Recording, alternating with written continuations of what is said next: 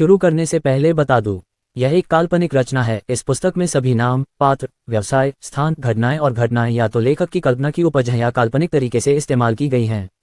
वास्तविक व्यक्तियों, जीवित या मृत, या वास्तविक घटनाओं से कोई भी समानता पूरी तरह से संयोग है। 161 टेनी और ग्वाल ने अपने मालिक की चीख सुनकर तुरंत अपना सिर उठाया। लेकिन इससे पहले कि वे कुछ प्रतिक्रिया कर पाते, कई लोग कहीं से निकल आए, अपनी कमर पकड़ ली और अपने मुंह ढक लिए। क्यों? तुम्हें मेरे साथ ऐसा क्यों करना पड़ा? जेनेट पूरी तरह से उलझन में थी। उसने उससे प्यार किया था और उसे अपना सब कुछ दे दिया था, तो वह उसके साथ ऐसा विश्वासघात क्यों करेगा? मेरी प्यारी बहन, क्या यह अब तक स्पष्ट नहीं हो गया है? कैरी, एंजेला और कुछ अन्य शूरवीरों के साथ कमरे में चली गई। एंथनी ने तुरंत कैरी की पतली कमर पकड़ ली और उसे जोर से चूमा। जेनेट चौंक गई। वह देख सकती थी कि दो कैरी दो एंथनी को चूम रहे हैं। बेशक वह नशे में थी, इसलिए उसे दोहरी दृष्टि हो रही थी। नहीं नहीं नहीं, मैं निश्चित रूप से मतिभ्रम कर रही हूं। तुम कुतिया, मेरे आदमी से दूर हो जाओ। वह उन्माद में चिल्लाई। तुम्हारा आदमी? बताओ बड़ी बहन, वह किस तरह से तुम्हारा आदमी है? कैरी ने एंथनी के चौड़े कंधों पर झुकते हुए कहा। बेवकूफ, मैंने कहा था कि तुम्हें उससे दूर हो जाना चाहिए, जेनेट ने चिल्लाते हुए कहा और फर्श से उठने की कोशिश की।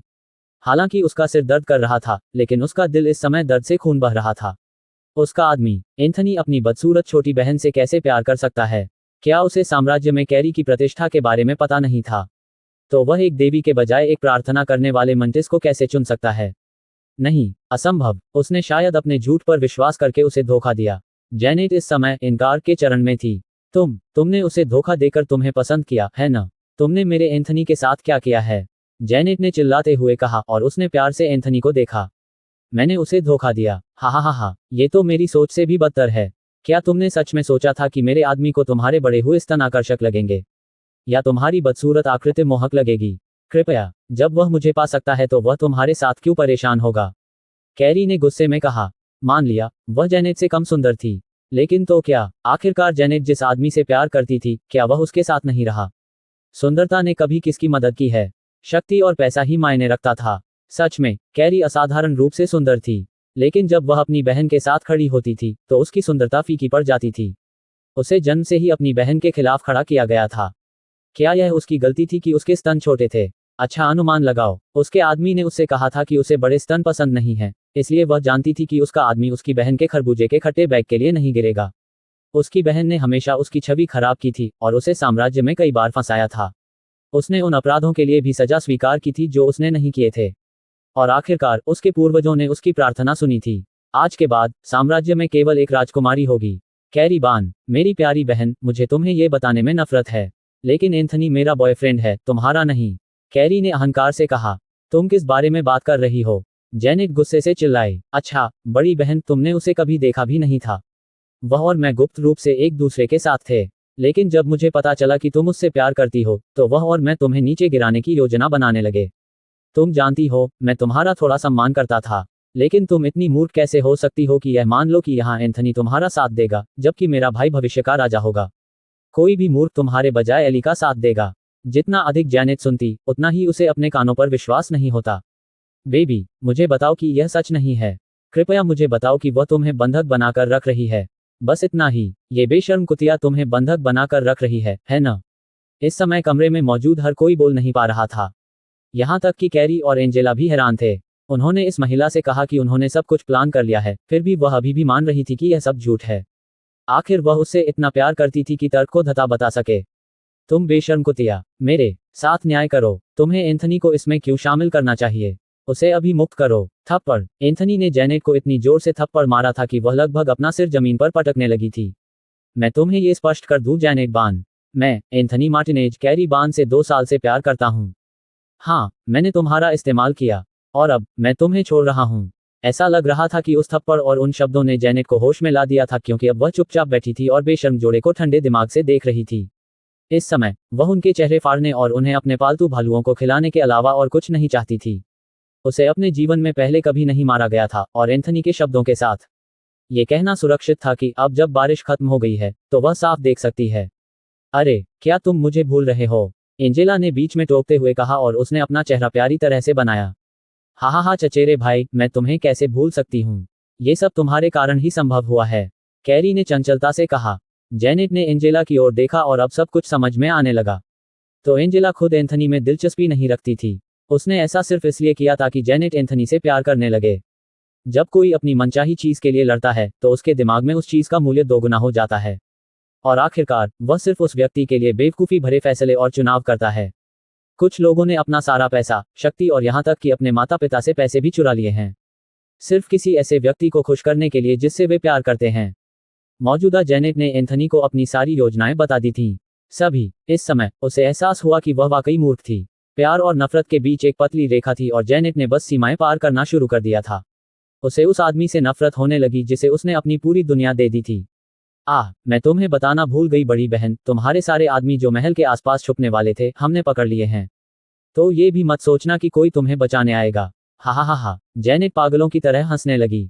बेशक उन्हें उसकी योजनाओं के बारे में पता होगा। आखिर उसने एंथनी को अपनी मर्जी से बताया था ना।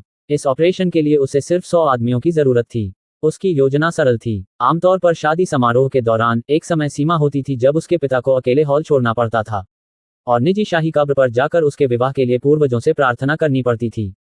उन्हें वहां 15 मिनट तक प्रार्थना करनी थी।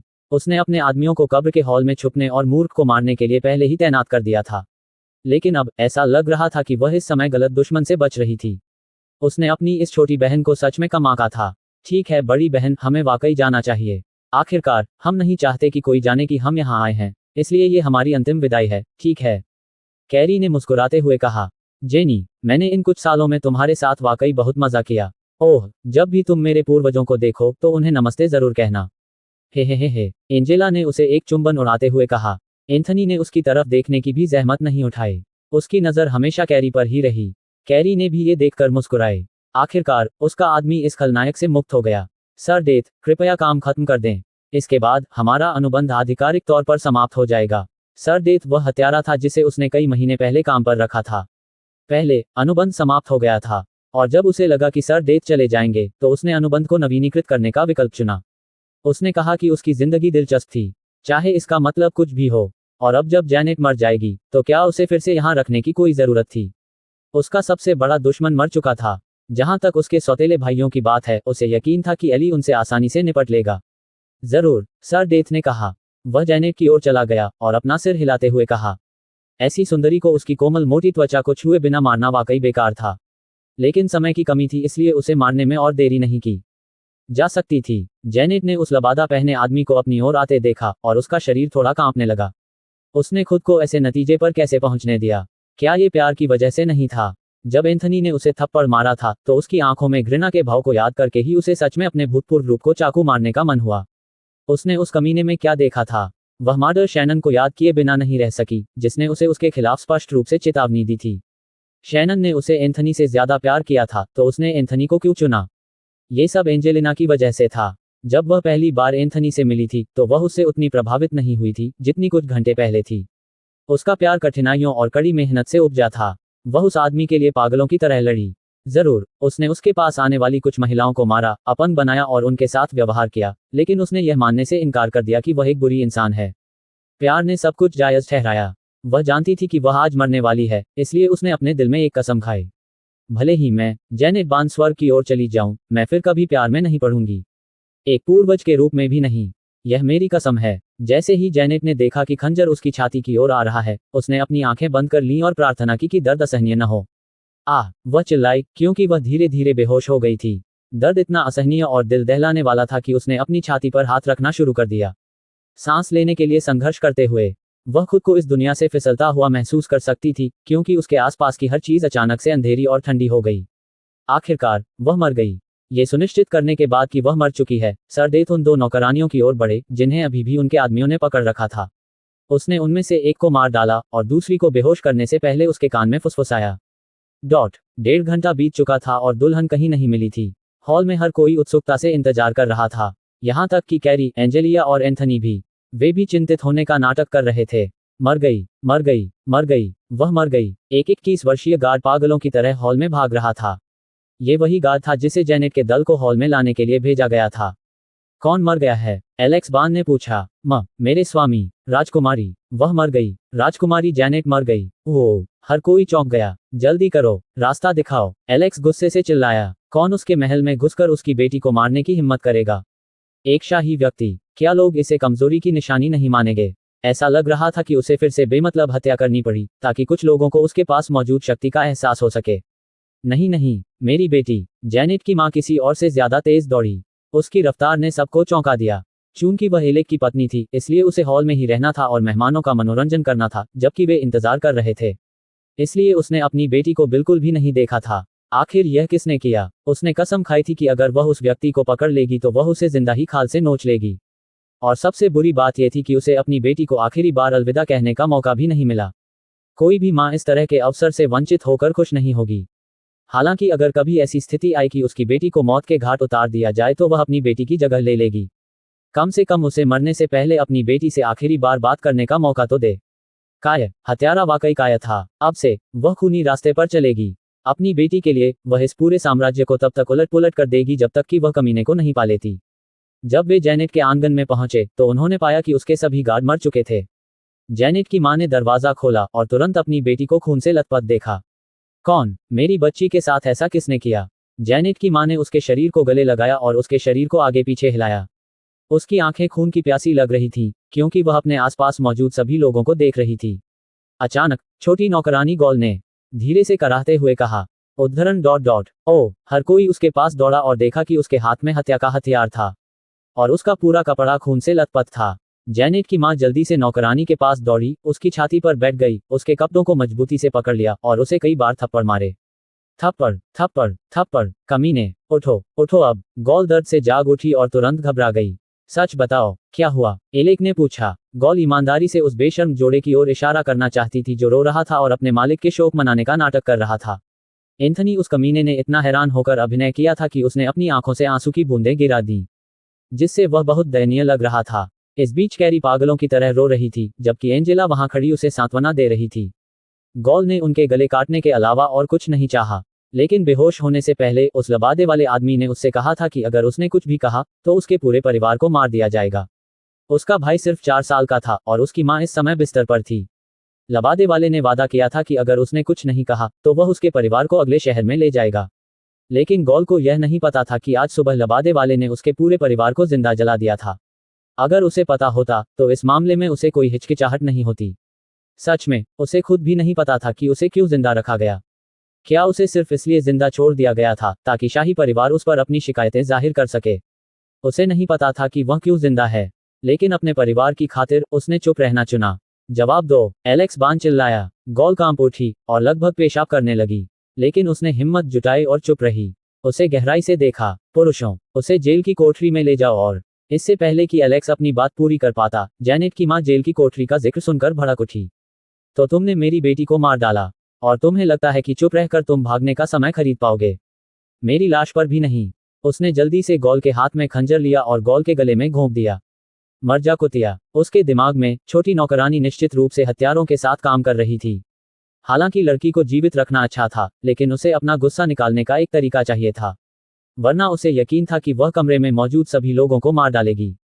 हर कोई तीसरी रानी को सदमे में देख रहा था। आज के बाद उनमें से कोई भी कभी भी उसके बुरे पक्ष में नहीं आना चाहेगा। जब वह नाराज होती थी तो वह शैतान बन जाती थी। वह सचमुच गॉल के मांस को नोचती रहती थी और यहां तक कि उसे एक कोने में बड़े करीने से जमा कर देती थी। किसी को समझ में नहीं आया कि उसने ऐसा क्यों किया, लेकिन अगले कुछ दिनों में वे समझ जाएंगे। गॉल के मांस को सुखाकर शहर के चौराहे पर लटका दिया गया था ताकि सभी उसे देख सकें। जो लोग इसे देखते थे वे डर के मारे कांप उठते थे, क्योंकि उन्हें आश्चर्य होता था कि क्या ये शाही परिवार द्वारा विकसित किया गया यातना का कोई नया रूप था। जहां तक जैनेट की मां का सवाल है, उसने अपराधी की खाल उतारने का वादा किया था, इसलिए उसने ऐसा किया।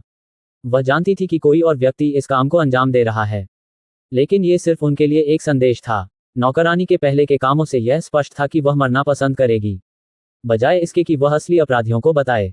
इसलिए हालांकि उसने लड़की को ज्यादातर अपना गुस्सा निकालने के लिए मारा, लेकिन वह ये भी जानती थी कि छोटी लड़की को प्रताड़ित करना बेकार होगा। इसलिए उसने हत्यारों को एक संदेश भेजने का फैसला किया। एक बार पकड़े जाने पर वे लड़की से भी बदतर स्थिति में पहुंच जाएंगे। उसे अपने 6000 सैनिकों का इस्तेमाल किए हुए बहुत समय हो गया था, जो उसके निजी शिविर में बहुत दूर तैनात थे। ऐसा लग रहा था कि उसे अपराधी को खोजने के लिए पूरी ताकत लगानी पड़ेगी। चाहे वे कोई भी हों, वे उन्हें ढूंढ लेंगे, भले ही यह आखिरी काम हो जो उसने किया हो। इससे उसे बहुत दुख हुआ। उसकी खूबसूरत बेटी अब अस्तित्व में नहीं रहेगी। इस दिन के बाद जैनेट बान अब हर्टफिलिया में मौजूद नहीं रहेगी। 163 जबकि अर्काडिना के लोग अपनी प्रिय देवी के खोने पर रो रहे थे, दूसरी ओर लैंडन वर्तमान में मेडिकल और हेल्थ केयर अकादमी में था। विच्छेदन का समय। वर्तमान में बेमार्ड में 52 पेशेवर नर्स और डॉक्टर थे। यहाँ आने से पहले ये लोग अपने गांवों, कस्बों और शहरों में पहले से ही जाने माने चिकित्सक और औषधि विक्रेता थे। लेकिन युद्ध के कारण उनमें से कुछ गुलाम बन गए, जबकि अन्य शरणार्थी बनकर रह गए। वैसे भी लैंडन ने इन डॉक्टरों और नर्सों को दिखाने का फैसला किया था कि मानव शरीर के अंदर का भाग कैसा दिखता है। वर्तमान में मेडिकल अकादमी के छात्र अपनी अंतिम परीक्षा शुरू होने से पहले 1 सप्ताह का अवकाश ले रहे थे। इसलिए हालांकि कोई व्याख्याता छात्रों को नहीं पढ़ाएगा, फिर भी उन्हें अस्पताल और क्लिनिक में अपनी साप्ताहिक शिफ्ट करने की जरूरत थी। इसलिए लैंडन ने बैचों में शवों का विच्छेदन करने का फैसला किया था। हर दिन वह एक मानव शरीर को चीरने पर ध्यान केंद्रित करता था, जब तक कि सभी 11 शवों को ठीक से चीर न दिया जाए। साथ ही उसने सीखने के उद्देश्य से हृदय, यकृत आदि जैसे अंगों को रखने का फैसला किया। आज लैंडन 52 शिक्षकों में से केवल 6 के साथ काम कर रहा था। अपने शिक्षण सत्र की शुरुआत से पहले उसने रसायनों के पूल से मृत शरीर को निकाला, साथ ही उसे अच्छी तरह से साफ करके सुखाया। जब पाठ शुरू होने का समय आया तो सभी ने अपने सर्जिकल सुरक्षा वस्त्र पहने और मृत व्यक्ति वाली मेज की ओर बढ़े। नर्स रेमोना, आप रोगी के बारे में क्या जानती हैं? लैंडन ने पूछा। रोगी का नाम, आदि, आयु 29, जन्म स्थान अज्ञात, चिकित्सा इतिहास कोई उपलब्ध नहीं, शरीर की चोटें, रोगी की पीठ और छाती के आसपास 6 घाव हैं। रोगी के दाहिने पैर का एक अंगूठा भी गायब है, साथ ही उसकी बाईं छोटी उंगली भी। मृत्यु का समय और दिन 11:30 पूर्वाह्न 3 नवंबर 1024। मृत्यु का कारण 9 गोलियां। रेमोना की बात सुनते ही सभी ने सिर हिलाया। ये जानकारी उन सभी के पास रोगी के बारे में थी। 3 दिन पहले लैंडन ने इन मृत व्यक्तियों के लिए नकली प्रोफाइल बनाई थी और उन्हें डॉक्टरों और नर्सों को वितरित किया था। उसने उन सभी सर्जिकल प्रक्रियाओं का भी उल्लेख किया था जो ऑपरेशन के दौरान उन पर की जाएंगी। इसलिए सर्जरी के लिए आने से पहले हर किसी से अपेक्षा की जाती थी कि वह सर्जरी शुरू होने से पहले अपने रोगी के बारे में सब कुछ जान ले। हर छोटी छोटी जानकारी महत्वपूर्ण थी, से उम्र, यहाँ तक कि मरीज के शरीर के आसपास की छोटी मोटी सूजन। ये सब उन्हें अपने मरीजों के लिए सही दवाएं और शल्य चिकित्सा प्रक्रियाओं को चुनने और निर्धारित करने में सहायता करेगा। अच्छा, आज के ऑपरेशन के लिए हम मरीज के सीने और पेट के क्षेत्र से शुरुआत करेंगे। इसके बाद मरीज के पैर, हाथ, गर्दन, सिर और चेहरे के क्षेत्र की जांच करेंगे। और निश्चित रूप से मरीज के सामने के दृश्य को देखने के बाद हम मरीज के पीछे के दृश्य को देखेंगे, बट, पीठ और इसी तरह। आज के पाठ का मुख्य लक्ष्य आप सभी को सर्जरी को समझने और उससे जबरदस्त अनुभव प्राप्त करने की अनुमति देना है। साथ ही मरीज के शरीर के सभी अंगों को सावधानीपूर्वक निकालना। नर्स क्लो और नर्स एड्रिया, आप दोनों नोट लेने के प्रभारी होंगे। सर्जरी के दौरान जो कुछ भी किया जाता है उसे ठीक से रिकॉर्ड किया जाना चाहिए, चाहे वह कितना भी महत्वहीन क्यों न लगे। हाँ महाराज, क्षमा करें। Doctor Landon. थिएटर में लैंडन को एक डॉक्टर के रूप में देखा गया था, इसलिए उन्हें उसे डॉक्टर के रूप में संबोधित करना पड़ा। दोनों नर्सों ने जल्दी से अपने पेन और नोटबुक निकाले और किनारे पर प्रतीक्षा करने लगी। नर्स रेमोना और नर्स गिल्स, आप दोनों सर्जरी के दौरान जो भी उपकरण आवश्यक हैं उन्हें वितरित करने पर ध्यान केंद्रित करेंगी। यहाँ चेकलिस्ट है, आप जानते हैं कि क्या करना है। ओह, और सुनिश्चित करें कि आप उन्हें यहाँ लाने से पहले सभी उपकरणों को कीटाणुरहित कर लें। लैंडन ने उन्हें सूची सौंपते हुए कहा। उनका कार्य सरल था, उपकरणों को कीटाणुरहित करें और सब कुछ सफाई के कपड़े वगैरह सहित एक ट्रॉली में रखें, और एक बार रखने के बाद उन्हें सूची में नामों पर निशान लगाना था और नीचे हस्ताक्षर करना था। डॉक्टर वेन और डॉक्टर रुक्स के लिए, आप दोनों सर्जरी के दौरान मेरी सहायता करेंगे। 7 मिनट बीत गए और नर्सें अपनी ट्रॉलियों के साथ वापस आ गईं। सभी ने तुरंत अपनी स्थिति संभाली और आखिरकार सर्जरी शुरू हो गई। सभी, हम गोलियां निकालकर शुरुआत करेंगे। मैं मरीज के दाहिने सीने के हिस्से से शुरुआत करूंगा। जब वह बोल रहा था तो नोट ले रही नर्सें लिखने में व्यस्त थीं और ये देखने के लिए अपना सिर आगे बढ़ा रही थीं कि वह क्या कर रहा है। इस ऑपरेशन के लिए रुफस, वेन, आप दोनों मेरे मेडिकल असिस्टेंट होंगे। कैंची, कपड़ा, पोविडोन आयोडीन। रेमोना और गिल्स ने जल्दी से एक साफ कटोरा निकाला, कटोरे में रसायन डाला और उसमें कपड़े की कई पट्टियां डालीं। फिर उन्होंने कटोरा और कैंची वेन और रुफस को दे दी। लैंडन ने कैंची ली और कटोरे से भीगे हुए कपड़े का एक टुकड़ा उठाया। हम ये कदम क्यों उठाते हैं? उसने पूछा। कीटाणुरहित करने के लिए, उन सभी ने जवाब दिया। सही, अगर कोई डॉक्टर या नर्स घाव को कीटाणुरहित नहीं करता है तो आप में से किसी को भी उन्हें बुलाने का अधिकार है। इस चरण के बिना किसी को भी कोई शल्य प्रक्रिया करने की अनुमति नहीं है। संदंश, उद्धरण चिन्ह, अंडरस्को। जैसे ही लैंडन ने गोली निकाली, उस क्षेत्र के नीचे से धीरे धीरे हरा रंग का खून बाहर आने लगा। उस आदमी की बदबू तुरंत हवा में भर गई। कुछ नर्सों को उल्टी जैसा महसूस हुआ, लेकिन उन्हें ऐसा करने से बेहतर पता था। यह उनका पहला मौका था जब वे किसी ऐसे व्यक्ति पर काम कर रही थी जो कई दिनों से मर चुका था। आमतौर पर जब लोग मरते हैं तो वे उनके शवों को तुरंत जला देते हैं या दफना देते हैं, क्योंकि मृत व्यक्ति ठीक नहीं हो सकता, और भले ही उन्होंने पहले भी शवों की गंध महसूस की हो। खासकर जब वे युद्ध के मैदान में उपचारक के रूप में सहायता करते थे तो इस तरह की घृणित बदबू की तुलना कुछ भी नहीं कर सकता था। क्या ये हरा खून था जिसकी वजह से यह ऐसी गंध आ रही थी? गोली निकालने के बाद लैंडन ने घाव को साफ किया और उस पर एक साफ सुथरा वर्टिकल मैट्रेस स्टिच किया। उद्धरण चिन्ह ... तो ऐसा करते समय आपको अपनी सुई को घायल क्षेत्र से थोड़ी दूरी पर रखना होगा। ऑपरेशन करते समय लैंडन ने यह समझाना जारी रखा कि सर्जरी के दौरान उन्हें क्या करना चाहिए और क्या नहीं करना चाहिए। डॉक्टर वेन और नर्स रेमोना, आप दोनों मिलकर मरीज के पेट के ऊपरी हिस्से से गोलियां निकालेंगे। डॉक्टर रूफस और नर्स गिल्स के लिए, आप दोनों को मरीज की गर्दन के ठीक नीचे गोली के घाव के लिए भी यही करना चाहिए। हर कोई तुरंत घबरा गया। वेन के हाथ कांप रहे थे क्योंकि उसने अपने हाथों में संदंश पकड़ रखा था। हालांकि वह एक डॉक्टर था, लेकिन ये पहली बार था जब उसे ऐसी प्रक्रिया करनी पड़ी। तलवारें कभी इतनी जटिल नहीं थीं। अगर कोई किसी दूसरे व्यक्ति के शरीर में तलवार छोड़ देता है तो उसे बस तलवार को बाहर निकालना होता है, घाव पर शराब या रम डालना होता है, घाव को जलाना होता है और कपड़े से पट्टी बांधनी होती है। वहां से वह रोगी को जड़ी बूटियों और पत्तियों से भरा शोरबा देता था और कभी कभी वह घावों पर सिर्फ औषधीय लेप लगाता था। बीमार आने से पहले वह खुद को एक महान डॉक्टर समझता था, लेकिन वर्तमान में उसका आत्मविश्वास सबसे कम था। महामहिम के पाठों को पढ़ते और सुनते हुए उसने महसूस किया था कि बहुत कुछ ऐसा था जो उसे नहीं पता था, जैसे कि शरीर के भीतर रक्त नलिकाओं से बहता है और इसी तरह की अन्य बातें। अगर वह कुछ भी ठीक से नहीं करता तो आगे चलकर रोगी को उसकी लापरवाही से और भी ज्यादा तकलीफ हो सकती थी। तो उसके हाथ कैसे नहीं कांपते? सिर्फ वह ही नहीं था, डॉक्टर रुफ्स भी घबराए हुए थे। सिद्धांत वास्तव में व्यवहारिक से अलग था। उसने सोचा कि इतना पढ़ने से वह तैयार हो जाएगा, लेकिन स्पष्ट रूप से ऐसा नहीं था। डॉक्टर वेन, शांत रहें। गोली निकालते समय रोगी की त्वचा की ओर पीछे की ओर धक्का न देना महत्वपूर्ण है। ऐसा करने से गोली घाव के आसपास की रक्त वाहिकाओं को नुकसान पहुंचा सकती है। वेन जो कर रहा था वह वही था जो लोग आमतौर पर तब करते हैं जब उनकी कार बर्फ में फंस जाती है। वह मूल रूप से पीछे की ओर जा रहा था ताकि दूरी और गति पैदा हो सके जब वह गोली को बाहर निकालता, जो मानव शरीर के काम करने का तरीका नहीं है। वेन ने लैंडन के मार्गदर्शन में अपनी तकनीक बदली और आखिरकार गोली निकालने में सफल हो गया। उसे ऐसा लगा जैसे प्रक्रिया के बाद वह पूरे 10 साल बूढ़ा हो गया हो। डॉक्टर रूफस, आप अभी जिस विधि का उपयोग कर रहे हैं, अगर रोगी जीवित होता तो वह शायद अत्यधिक दर्द से मर जाता। रोगी के घाव के चारों ओर गोली को न घुमाएं। 8 मिनट के बाद दोनों डॉक्टरों ने आखिरकार काम पूरा कर लिया। उन्होंने सफलतापूर्वक गोलियां निकाल दी, साथ ही घावों को भी सिल दिया। उन्हें और अधिक अनुभव देने के लिए लैंडन ने उन्हें रोगी पर लगी अन्य सभी गोलियां निकालने दी। दूसरी बार वे अभी भी कुछ असहज थे, लेकिन तीसरी, चौथी और पांचवी बार तक उनकी नसें आखिरकार शांत हो गई थीं और उनकी तकनीक में भी सुधार हुआ था। वहां से लैंडन ने सभी से अनुरोध किया कि वे सीरिंज से रक्त प्रवाह में पानी पंप करने का प्रयास करें।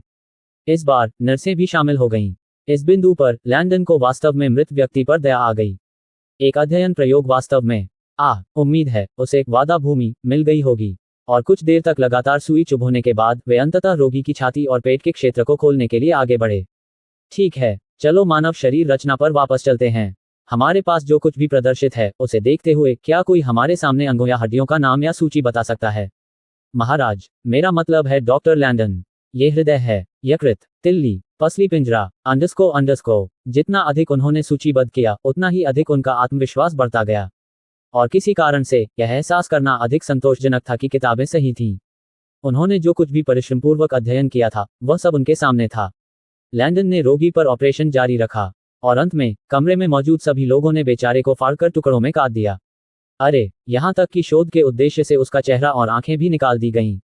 उन्होंने अपने शरीर के अंगों को संरक्षण के लिए रसायनों के जग में रख दिया और उनके व्याख्यान के अंत में लैंडन ने उन्हें 1 घंटे की प्रश्नोत्तरी दी जिसमें आज उन्होंने जो कुछ भी किया था वह सब शामिल था। इसके साथ ही विच्छेदन 101 आखिरकार समाप्त हो गया। 164 पलक झपकते ही 2.5 सप्ताह बीत गए। इस समय सीमा में बहुत कुछ हुआ। स्कूल और अकादमियों में बच्चे और विद्यार्थी जो अभी अपनी अंतिम परीक्षाएं दे रहे थे और इस समय में वे सभी बेमार्ड में दिमागहीन ज़ॉम्बी की तरह घूम रहे थे। जब भी लैंडन उन्हें देखता तो उनकी शक्ल देखकर हंसता। वास्तव में कोई यह भी तर्क दे सकता है कि वे हैटर की तरह पागल लग रहे थे। वे बेमार्ड में घूमते हुए सूत्रों, समीकरणों और सैद्धांतिक ज्ञान के बारे में बड़बड़ाते रहते थे। जहां तक सेना की बात है, मई में आने वाले पहले बैच ने 5 तारीख को अपनी अंतिम परीक्षाएं शुरू की। और 14 तारीख तक वे पूरी कर चुके थे। आज 22 तारीख थी और अभी उनकी परीक्षाएं पहले ही ग्रेड करके उन्हें वापस दे दी गई थीं। अब वे सभी जानते थे कि वे स्नातक होंगे या नहीं। बेशक अपने रिपोर्ट कार्ड पर वे आसानी से अपने कुल अंक और स्कोर देख सकते थे, इसलिए पहली परीक्षा और इस परीक्षा के अपने कुल अंकों को जोड़कर और विभाजित करके वे आसानी से देख सकते थे कि वे स्नातक के लिए योग्य हैं या नहीं। और जो सफल नहीं हुए उन्हें ट्रायल परीक्षा देने से पहले 2 महीने और इंतजार करना होगा, जिससे वे अगले सैन्य रैंक पर पहुंच जाएंगे। इस 2 महीने की अवधि के दौरान उनसे सभी सैन्य विषयों पर अपने कौशल और ज्ञान को निखारने की उम्मीद की जाती थी। वैसे भी इस महीने की 27 तारीख को बेमार्ड उत्तीर्ण होने वालों के लिए अपना पहला स्नातक समारोह आयोजित करेगा। ये सैनिक सफलतापूर्वक प्राइवेट E1 से प्राइवेट E2 तक रैंक चढ़ेंगे। और अगले महीने जो जून में आए थे वे भी अपनी परीक्षा और स्नातक समारोह आयोजित करेंगे। आज लैंडन, लुसियस और सैनिक वर्तमान में ऊपरी क्षेत्र के भीतर 2 खाली एस्टेट की ओर जा रहे थे। ये एस्टेट बैरक के करीब थे और परिदृश्य प्रशिक्षण के लिए एकदम सही थे। नई सिम्युलेशन गन के साथ लैंडन ने सेना, पुलिस अकादमी और गार्ड अकादमी के सभी सैनिकों के लिए पहले से ही प्रशिक्षण पत्रक तैयार कर लिए थे। सैनिकों के लिए लैंडन ने तय किया था कि यह परिदृश्य प्रशिक्षण केवल मंगलवार और गुरुवार को 2 घंटे के लिए आयोजित किया जाएगा, साथ ही सप्ताहांत पर भी। बेशक सप्ताहांत पर कक्षाएं बहुत लंबी होने वाली थीं। ये कक्षाएं आमतौर पर 1.5 दिन लेती थीं। शनिवार की सुबह रॉक क्लाइंबिंग क्लास के बाद वे थोड़ी देर आराम करते थे और फिर दोपहर 2 बजे तक उन्हें स्टेट्स पर चले जाते थे।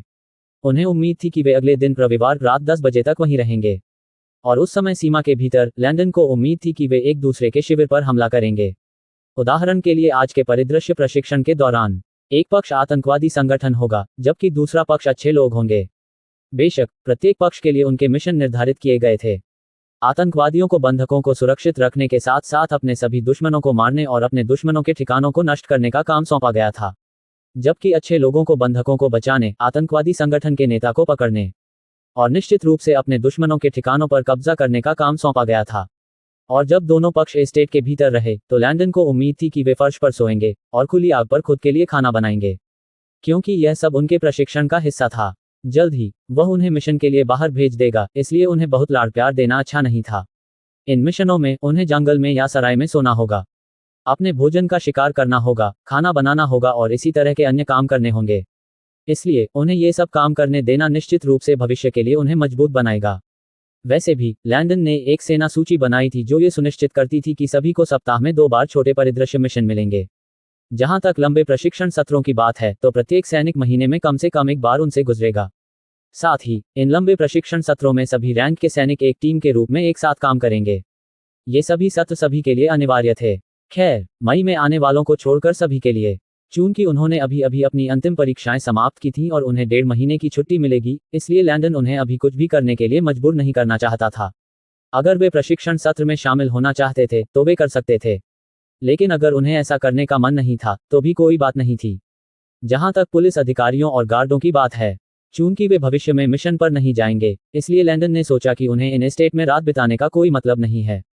उनका काम बेमार्ड के भीतर रहना और लोगों की रक्षा करना था, इसलिए निश्चित रूप से उनका अपना प्रशिक्षण अलग होगा। इन सब बातों को ध्यान में रखते हुए लैंडन ने उन्हें हर सप्ताह 5 घंटे के लिए इन एस्टेट का उपयोग करने देने का फैसला किया था। आज लैंडन एक आतंकवादी संगठन के नेता के रूप में अपनी टीम को एक शिविर संपत्ति की ओर ले जा रहा था, जबकि लुसियस अपनी टीम को बेमार्ड की सेना के नेता के रूप में दूसरे की ओर ले गया। Captain Trey, major general Gary, लोगों को तुरंत सामने के आंगन में इकट्ठा होने दो, लैंडन ने पूछा। हाँ जनरल, उन दोनों ने उत्तर दिया। 20 मिनट बाद सभी लोग सीधी पंक्तियों में खड़े हो गए और अपने नयाम जनरल महामहिम लैंडन को देखा। सुनो, अब से लेकर जब तक हम सब इस जगह से नहीं निकलेंगे, हम सब बदमाश हैं। हम एक दुष्ट संगठन है जो लोगों को आतंकित करता है, निर्दोष लोगों की हत्या करता है, साथ ही अपने दुश्मनों को बेरहमी से मारता है। यही वह पहचान है जो हम इस शिविर में अपनाएंगे। इसलिए आप सभी को मुझे बॉस कहना है, न कि महामहिम या जनरल। आप सभी ने बेमार्ड में आने के बाद से कड़ी मेहनत और लंबे समय तक प्रशिक्षण लिया है। आज मैं आपके कौशल की पूरी सीमा देखना चाहता हूं, और जो कोई भी पीछे हटेगा उसे बाद में दंडित किया जाएगा। हमेशा की तरह नियम सरल हैं। यदि आपको कभी चोट लगती है तो जमीन पर गिर जाएं और मृत होने का नाटक करें, और जब लड़ाई आपके आसपास न हो तो एस्टेट के भीतर बाईं ओर की आखिरी इमारत पर जाएं और वहीं रहें। साथ ही ये जानना महत्वपूर्ण है कि जब आपके पैर, हाथ और किसी अन्य अंग पर चोट लगती है जो आपको तुरंत नहीं मार सकता, तो मैं आपसे उम्मीद करता हूं कि आप लंगड़ाते हुए लड़ना या पीछे हटना, यानी तब तक जब तक आपका दुश्मन आपके सिर या दिल में गोली न मार दे। समझे? हाँ बॉस, वे चिल्लाए। बहुत बढ़िया, बंधकों को बाहर निकालो। 165 बंधकों को बाहर निकालो। तुरंत 3 बंदूकधारी और शानदार साथ दयनीय रूप से बाहर आए। वे सभी फटे पुराने कपड़े पहने हुए थे और उनके चेहरे गंदगी से सने हुए थे। उनके हाथ इस समय रस्सी के मोटे टुकड़ों से बंधे हुए थे और उनके बाल रूखे और अस्त व्यस्त थे। वास्तव में वे ऐसे दिख रहे थे जैसे उन्होंने कई दिनों से कुछ खाया ही न हो। तुम खांसी, तुम सब राक्षस हो, बूढ़े आदमी विलो ने दयनीय रूप से चिल्लाते हुए कहा। सैनिक हैरान रह गए। उन्होंने सोचा, यह आदमी वाकई अभिनय कर सकता है। कृपया हमें जाने दो, हम वादा करते हैं कि हम तुम्हारे बुरे कामों के बारे में किसी को नहीं बताएंगे। तो चलो, बूढ़े आदमी पेट्स ने कहा और डर से कांपने का नाटक किया। मेरे पास बहुत सारा पैसा है, मैं तुम्हें अपना सब कुछ दे दूंगा, इसलिए मुझे बाहर जाने दो। यहाँ मेरी पत्नी को देखो, क्या वह सुंदर नहीं है? अगर तुम मुझे जाने दोगे तो मैं उसे तुम सबको मुफ्त में दे दूंगा। इसलिए कृपया बस मुझे बाहर जाने दो, मुझे बाहर जाने दो, मैं तुम्हें बताता हूँ, दादाजी काइल ने कहा, जैसे ही उन्होंने अपनी नकली पत्नी की ओर इशारा किया।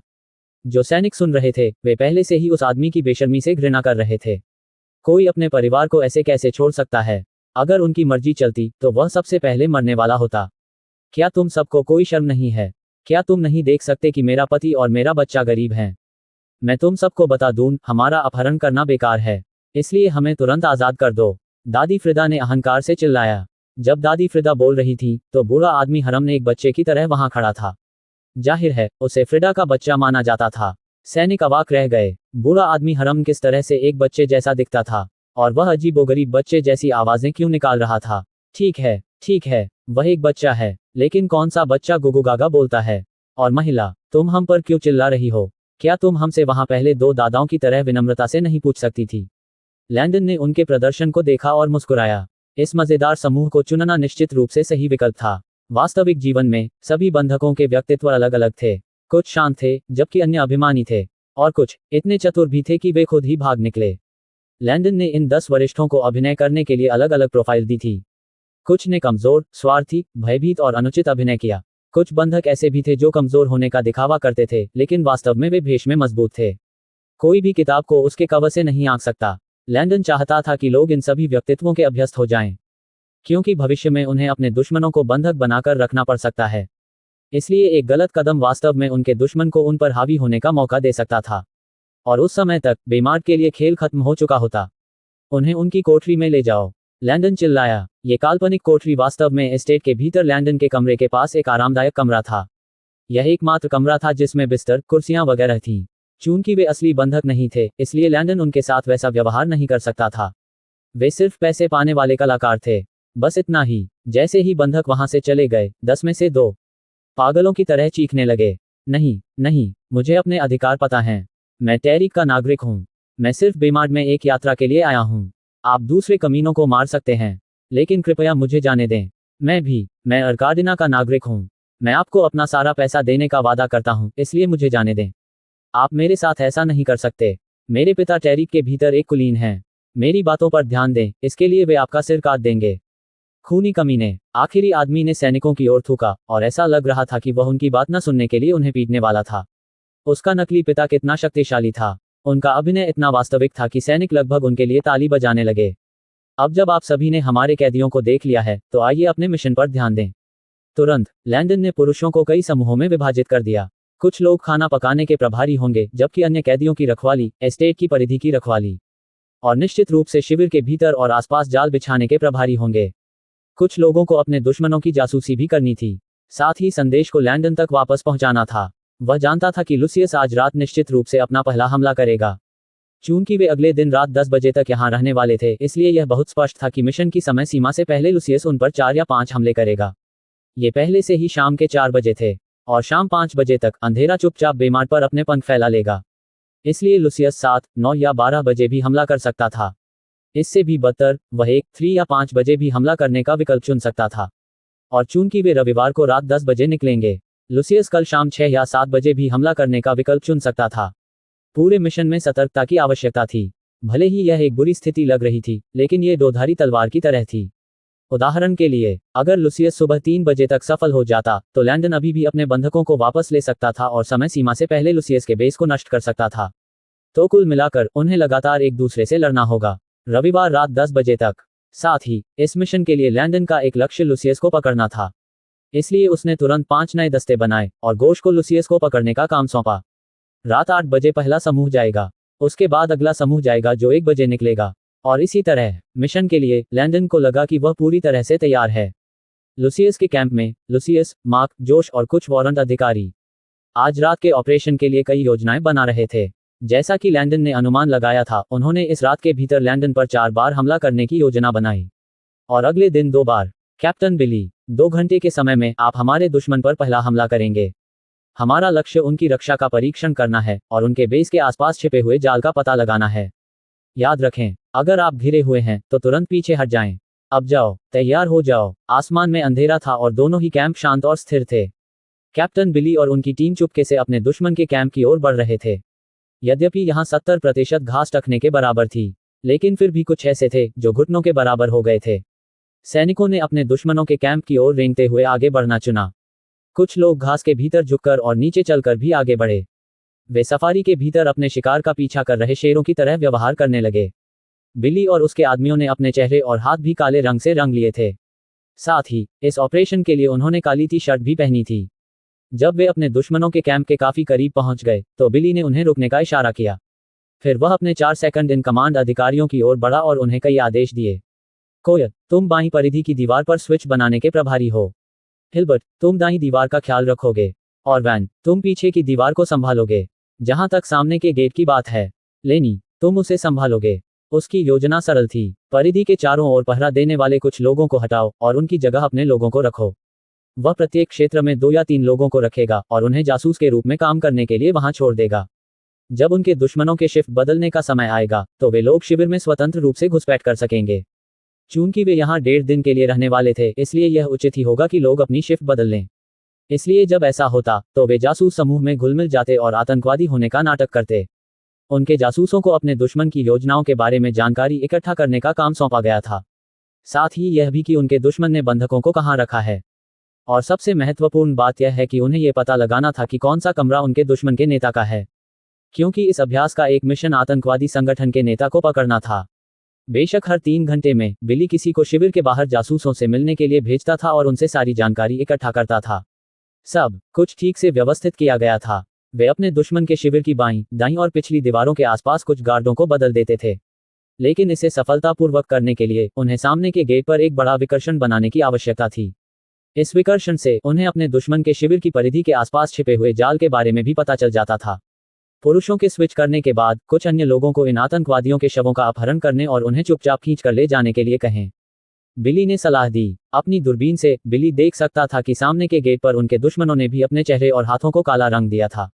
इसलिए अगर उन्होंने ऐसा किया तो इसका मतलब ये हुआ कि दीवारों के आसपास के लोगों ने भी ऐसा किया। और चूंकि अब ये पूरी तरह से स्याही की तरह अंधेरा हो चुका था, बिली को यकीन था कि पहरेदारी के दौरान कोई भी दूसरे को पहचान नहीं पाएगा। मुख्य मुद्दा तब सामने आएगा जब वे शिफ्ट बदलेंगे। बिली को उम्मीद थी कि पुरुषों के चेहरों पर इतने सारे रंग होने के कारण कोई भी उन्हें धोखेबाज के रूप में नहीं पहचान पाएगा। उसे जासूसों को समूह के साथ सफलतापूर्वक एकीकृत करने की आवश्यकता थी। बिली ने पुरुषों को कई हाथ के संकेत दिए और तुरंत सभी ने अपनी स्थिति संभाल ली। जी जी जी जी जी जी, एक साथ कई गोलियां चलाई गईं। कुछ लोग सामने के गेट की ओर दौड़े, जबकि कुछ लोग कैंप की बाईं, दाईं और पिछली दीवारों की ओर चुपके से रेंगते रहे। सामने के गेट पर कुछ आतंकवादियों ने स्थिति को देखा और तुरंत छिप गए, जबकि जिन लोगों ने इसे देर से देखा उन्हें गोली लग गई और वे बुरी तरह घायल हो गए। लोग दर्द से चिल्लाने लगे, क्योंकि उनके कंधे, घुटने, पैर और शरीर के अन्य अंग घायल हो गए थे। क्या शर्मीले होने का यही एहसास होता है? नहीं नहीं नहीं, महामहिम ने कहा कि वास्तविक गोलियों की तुलना में दर्द केवल 10% था। ये 10% होना चाहिए था। वास्तव में उन्हें समझ में नहीं आया कि महामहिम ने ये क्यों कहा था कि अगर उन्हें गोली लगी है तो उन्हें लंगड़ाने का नाटक करना चाहिए। इस स्थिति में किसी को नाटक करने की भी जरूरत नहीं थी। दर्द था, ये काफी दर्दनाक था, और उनमें से कुछ ने तो ये भी सोचा था कि उनके शरीर की हड्डियां उखड़ गई हैं। वे समय पर क्यों नहीं बच पाए? उनकी धीमी प्रतिक्रिया को धिक्कार है। जिन्हें गोली लगी उन्होंने तुरंत अपनी बंदूकें निकाली और उन खूनी अच्छे लोगों को गोली मार दी। जैसे ही वे धीरे धीरे अपने शिविर की ओर लंगड़ाते हुए बढ़े, ऐसा कोई तरीका नहीं था कि वे बिना लड़े हार जाते। जैसे जैसे उनके दुश्मन उन पर हमला करते गए, सभी आतंकवादियों पर गोलियां बरसती रहीं। पुरुषों, उनके सिर और दिल पर गोली चलाओ, उनके पैरों पर नहीं। हम इतनी आसानी से नहीं हारेंगे। भगवान के लिए हम सबसे मजबूत आतंकवादी संगठन हैं। आप सभी को याद रखना चाहिए कि आज हम जो भी करेंगे, हमारा बॉस उसे देखेगा। आतंकवादी शिविर से आए उग्र अधिकारी डॉबी ने चिल्लाते हुए कहा, क्योंकि उसने एक पत्थर के खंभे के पीछे से कुछ अच्छे लोगों को गोली मार दी थी। ये कौशल की परीक्षा थी। अगर वे अच्छा काम नहीं करते तो वे अपने बॉस महामहिम को निराश कर देते। जी जी जी जी जी। दोनों पक्ष लगातार एक दूसरे पर गोली चला रहे थे। जिनके टखने, पैर वगैरह पर गोली लगी थी, वे तुरंत लंगड़ाते हुए छिप गए ताकि वे अपने दुश्मनों को टुकड़े टुकड़े कर सकें। जैसे जैसे समय बीतता गया, सभी को एहसास हुआ कि उनका ध्यान और शूटिंग कौशल बहुत बेहतर हो गया है। चलने वाले लक्ष्यों पर गोली चलाना, जो सोच सकते हैं, स्थिर कागज या धातु के बोर्ड पर गोली चलाने से वास्तव में अलग था। वारंट अधिकारी डॉबी को भी यह एहसास हो गया था। यहां तक कि उनकी छिपने की तकनीक भी बेहतर हो गई थी। जब वह पहली बार खंभे के पीछे छिपा था तो उसे अपने ऊपरी बाएं हिस्से से गोली लगने से बहुत दर्द हुआ था। हाथ, उसे खुद भी इस बात का एहसास नहीं था कि जब वह छिपा था तो उसका हाथ उसे ढूंढ रहा था। लेकिन गोली लगने के बाद उसने तुरंत अपनी स्थिति बदल ली और लड़ाई जारी रहने के साथ साथ अपनी स्थिति में सुधार किया। डॉबी ने अपने दुश्मनों को देखा और मुस्कुराया। जल्द ही वे उनके जाल में फंस जाएंगे। 167 बम बम बम। गेट के पास खड़े बिली के कई आदमी रहस्यमय तरीके से नीचे गिर गए थे। कैप्टन, मुझे लगता है कि फ्रंटलाइन पर कोई जाल है, बिली के एक आदमी ने फुसफुसाया। बिली ने भौहें सिकोड़ी और अपनी दूरबीन से दृश्य को देखा जो उसके गले में लटकी हुई थी। वह और उसके कुछ आदमी झाड़ियों में छिपे हुए थे। चूंकि उसे अन्य परिधि पर स्विच सुनिश्चित करना था, इसलिए वह अभी तक लड़ाई में शामिल नहीं हो सकता था जब तक कि उसे यकीन न हो जाए कि स्विच सफलतापूर्वक बनाया गया है। उसने दृश्य को देखा और सिर हिलाया। वास्तव में फ्रंटलाइन पर एक जाल बिछा हुआ था।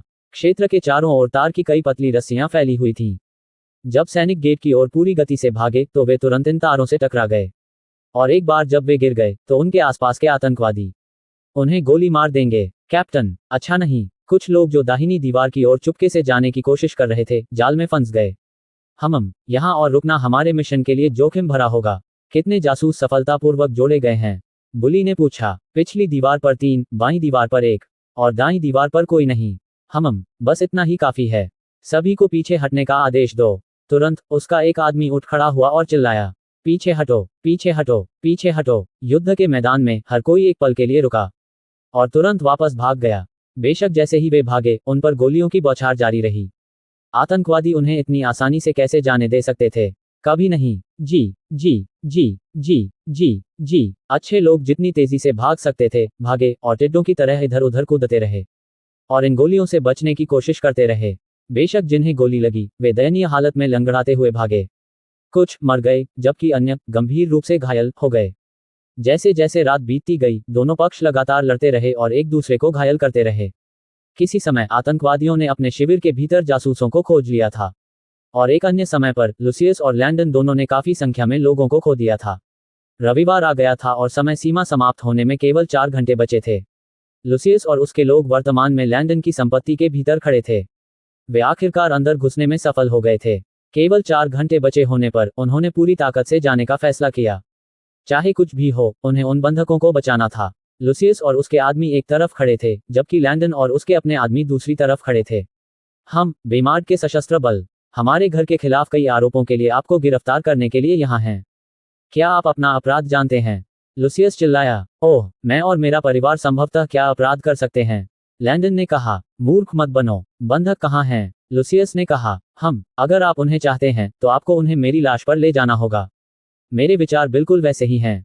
मार्क, गैरी पर ध्यान दें। जोश, ट्रे पर ध्यान दें। आप में से बाकी लोग इन आतंकवादियों को मार डालो और बंधकों को बचाओ।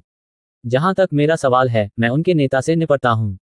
लुसियस ने आदेश दिया। लैंडन ने उनकी ओर देखा और मुस्कुराया। मैं भी यही सोच रहा था। ऐसा लगता है कि हमारे दिमाग वाकई एक जैसे हैं। तुरंत सभी एस्टेट में इधर उधर बिखर गए। जी जी जी जी। लैंडन लुसियस के पास गया और उस पर कई गोलियां चलाईं। लुसियस तुरंत जमीन पर लुढ़क गया और एक खंभे के पीछे छिप गया जो लैंडन से थोड़ी दूर था।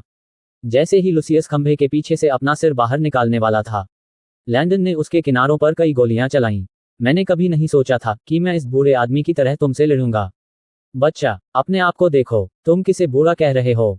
तुरंत लुसियस खंभे से भाग गया और पीछे की ओर भागते हुए कई गोलियां चलाईं। जी जी जी जी जी। लैंडन ने पीछे की ओर पलट कर देखा, क्योंकि वह गोलियों से बचता रहा।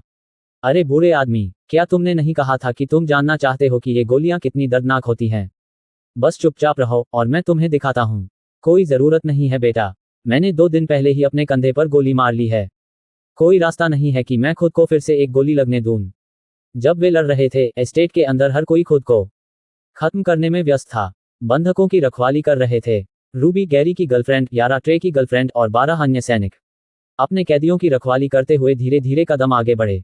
एवा, यारा और रूबी ने सोचा, एवा मार्क की गर्लफ्रेंड थी, इसलिए बेशक वह उसके कैंप में शामिल होने के लिए साइन अप करेगी। एवा 14 सैनिकों के साथ आए। आप सभी हार मान लें और हमारे बंधकों को तुरंत हमें लौटा दें।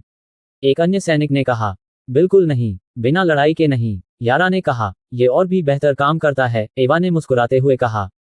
सभी ने तुरंत खुद को तितर बितर कर लिया। एवा ने रूबी पर हमला करने का फैसला किया था क्योंकि वह समूह में सबसे मजबूत थी। जी, सभी ने अपने लक्ष्य पर गोली चलाने की कोशिश की। जैसे ही एवा ने गोली चलाई, रूबी ने जिग-जैग तरीके से आगे की ओर पलटी, जबकि यह सुनिश्चित किया कि वह एवा की ओर बढ़े। जैसे ही वह करीब पहुंची, वह तुरंत फर्श पर गिर गई और एवा को गिराने की कोशिश में अपने पैरों को पंखे के ब्लेड की तरह घुमाया। कोई कह सकता है कि रूबी एक जिम्नास्ट की तरह लचीली थी। वास्तव में, उसकी लड़ने की शैली एडी गोर्डो टेकेन से और मिस्टिक, पहली एक्स-मेन सीरीज से का मिश्रण थी। एवा भी कमजोर नहीं थी। जैसे ही वह गिरने वाली थी, उसने तुरंत अपने हाथों का इस्तेमाल करके हाथ खड़े कर लिए और तेजी से अपने पैरों पर वापस आ गई। लेकिन जाहिर है, रूबी ने उसे सांस लेने का भी समय नहीं दिया। बम! एवा ने अपनी मुट्ठी से रूबी की मुट्ठी को रोक दिया था और जल्दी से रूबी के बाएं हाथ को पकड़ लिया। वहां से, उसने रूबी को अपनी ओर खींचा और अपने बाएं घुटने का इस्तेमाल करके रूबी के बाएं हिस्से पर वार किया। रूबी ने एवा के घुटने को रोकने के लिए अपने दूसरे हाथ का इस्तेमाल करके हमले को रोक दिया। जी। एस्टेट के अंदर हर जगह लोग इधर उधर भागते और एक दूसरे पर गोली चलाते हुए पाए गए। और बस, समय खत्म हो गया। 10 में से केवल 6 बंधकों को बचाया गया और प्रत्येक कैंप के दोनों नेता अभी भी जीवित थे। ये निष्कर्ष निकाला गया कि दोनों पक्ष हार गए थे। लुसियस की टीम के लिए वे इसलिए हार गए क्योंकि वे अपने सभी बंधकों को भी नहीं बचा पाए और वे लैंडन को मारने में भी कामयाब नहीं हुए। लैंडन की टीम के लिए वे ठीक उन्हीं कारणों से हार गए। उन्होंने अपने बंधकों को खो दिया और बेमार्ड की सेना के नेता को भी नहीं मार पाए। लेकिन भले ही सभी हार गए, फिर भी वे उत्साहित महसूस कर रहे थे। यार, मैंने अपना सबक सीख लिया है। मैं फिर कभी ऐसा घटिया शॉट नहीं मारूंगा। तुम मुझे बता रहे हो। मैंने वैन की ओर 7 गोलियां चलाईं, लेकिन वह उन सभी को चकमा देने में कामयाब रहा। पीछे की ओर पलटकर, आगे की ओर पलटकर, और यहां तक कि मेरी बंदूक को दूर भगाने के लिए कुछ नजदीकी लड़ाकू चालों का इस्तेमाल किया। शुरू में मेरे लिए भी यही था, लेकिन जैसे जैसे समय बीतता गया, मैं आसानी से अपने दुश्मन के अगले कदम का अनुमान लगा सकता था। हमें और अभ्यास की आवश्यकता है। चिंता मत करो, महामहिम ने कहा था कि हम प्रत्येक सप्ताह में कम से कम 2 या 3 बार 2 घंटे के छोटे सत्र आयोजित करेंगे। मुझे गोली लगी और मैं कसम खाता हूं कि दर्द से मेरा दिल लगभग रुक गया था। देखो, मैं अभी भी लंगड़ा रहा हूं। यार, अगर हमारे सिर की ढाल ना होती, तो मैं अब तक अपना सिर खो चुका होता। निचली बात, मैं फिर कभी गोली नहीं खाना चाहता, ये पक्का है। हाँ, मैं भी। अंडरस्को महाराज, मुझे डर है कि मैं नहीं जानता कि युवा स्वामी इस समय कहाँ हैं। लेकिन मैं आपसे वादा करता हूं कि जब मैं उनसे मिलूंगा, तो मैं आपका संदेश जरूर पहुंचा दूंगा। सांता के अधीनस्थों में से एक ने कहा। दिसंबर आ गया था और लैंडन ने सोचा कि भूमिगत व्यवसायों के बारे में जानकारी सांता को व्यक्तिगत रूप से सौंपना बुद्धिमानी होगी। इस तरह की जानकारी के साथ, किसी को यह सुनिश्चित करने की जरूरत थी कि बहुत से लोगों को इसके बारे में पता न चले। क्योंकि अगर इन लोगों को धमकाया गया, तो कोई यह सुनिश्चित नहीं कर सकता था कि वे राज खोलना पसंद करेंगे या जानकारी के साथ मरना पसंद करेंगे। इसलिए सांता के अधीनस्थों को सुरक्षित रखने के लिए उनके लिए स्थिति से अनजान रहना सबसे अच्छा था। साथ ही उसे डर था कि अगर उसने उन पत्रों को आगे बढ़ाया, तो वे खो सकते हैं या सांता के पास जाते समय गलत हाथों में पड़ सकते हैं। ठीक है, उसे बताओ कि मैं उसके आने का इंतजार करूंगा। एक बार जब सांता के अधीनस्थ चले गए, तो लैंडन ने इस महीने के काम पर ध्यान केंद्रित किया। वर्तमान में, उन्होंने पहले से ही विद्वान दासों, बच्चों, देखभाल करने वालों, नए शिक्षकों, नर्सों, नए पुलिस अधिकारियों, गार्डों, सैनिकों आदि की देखभाल की थी।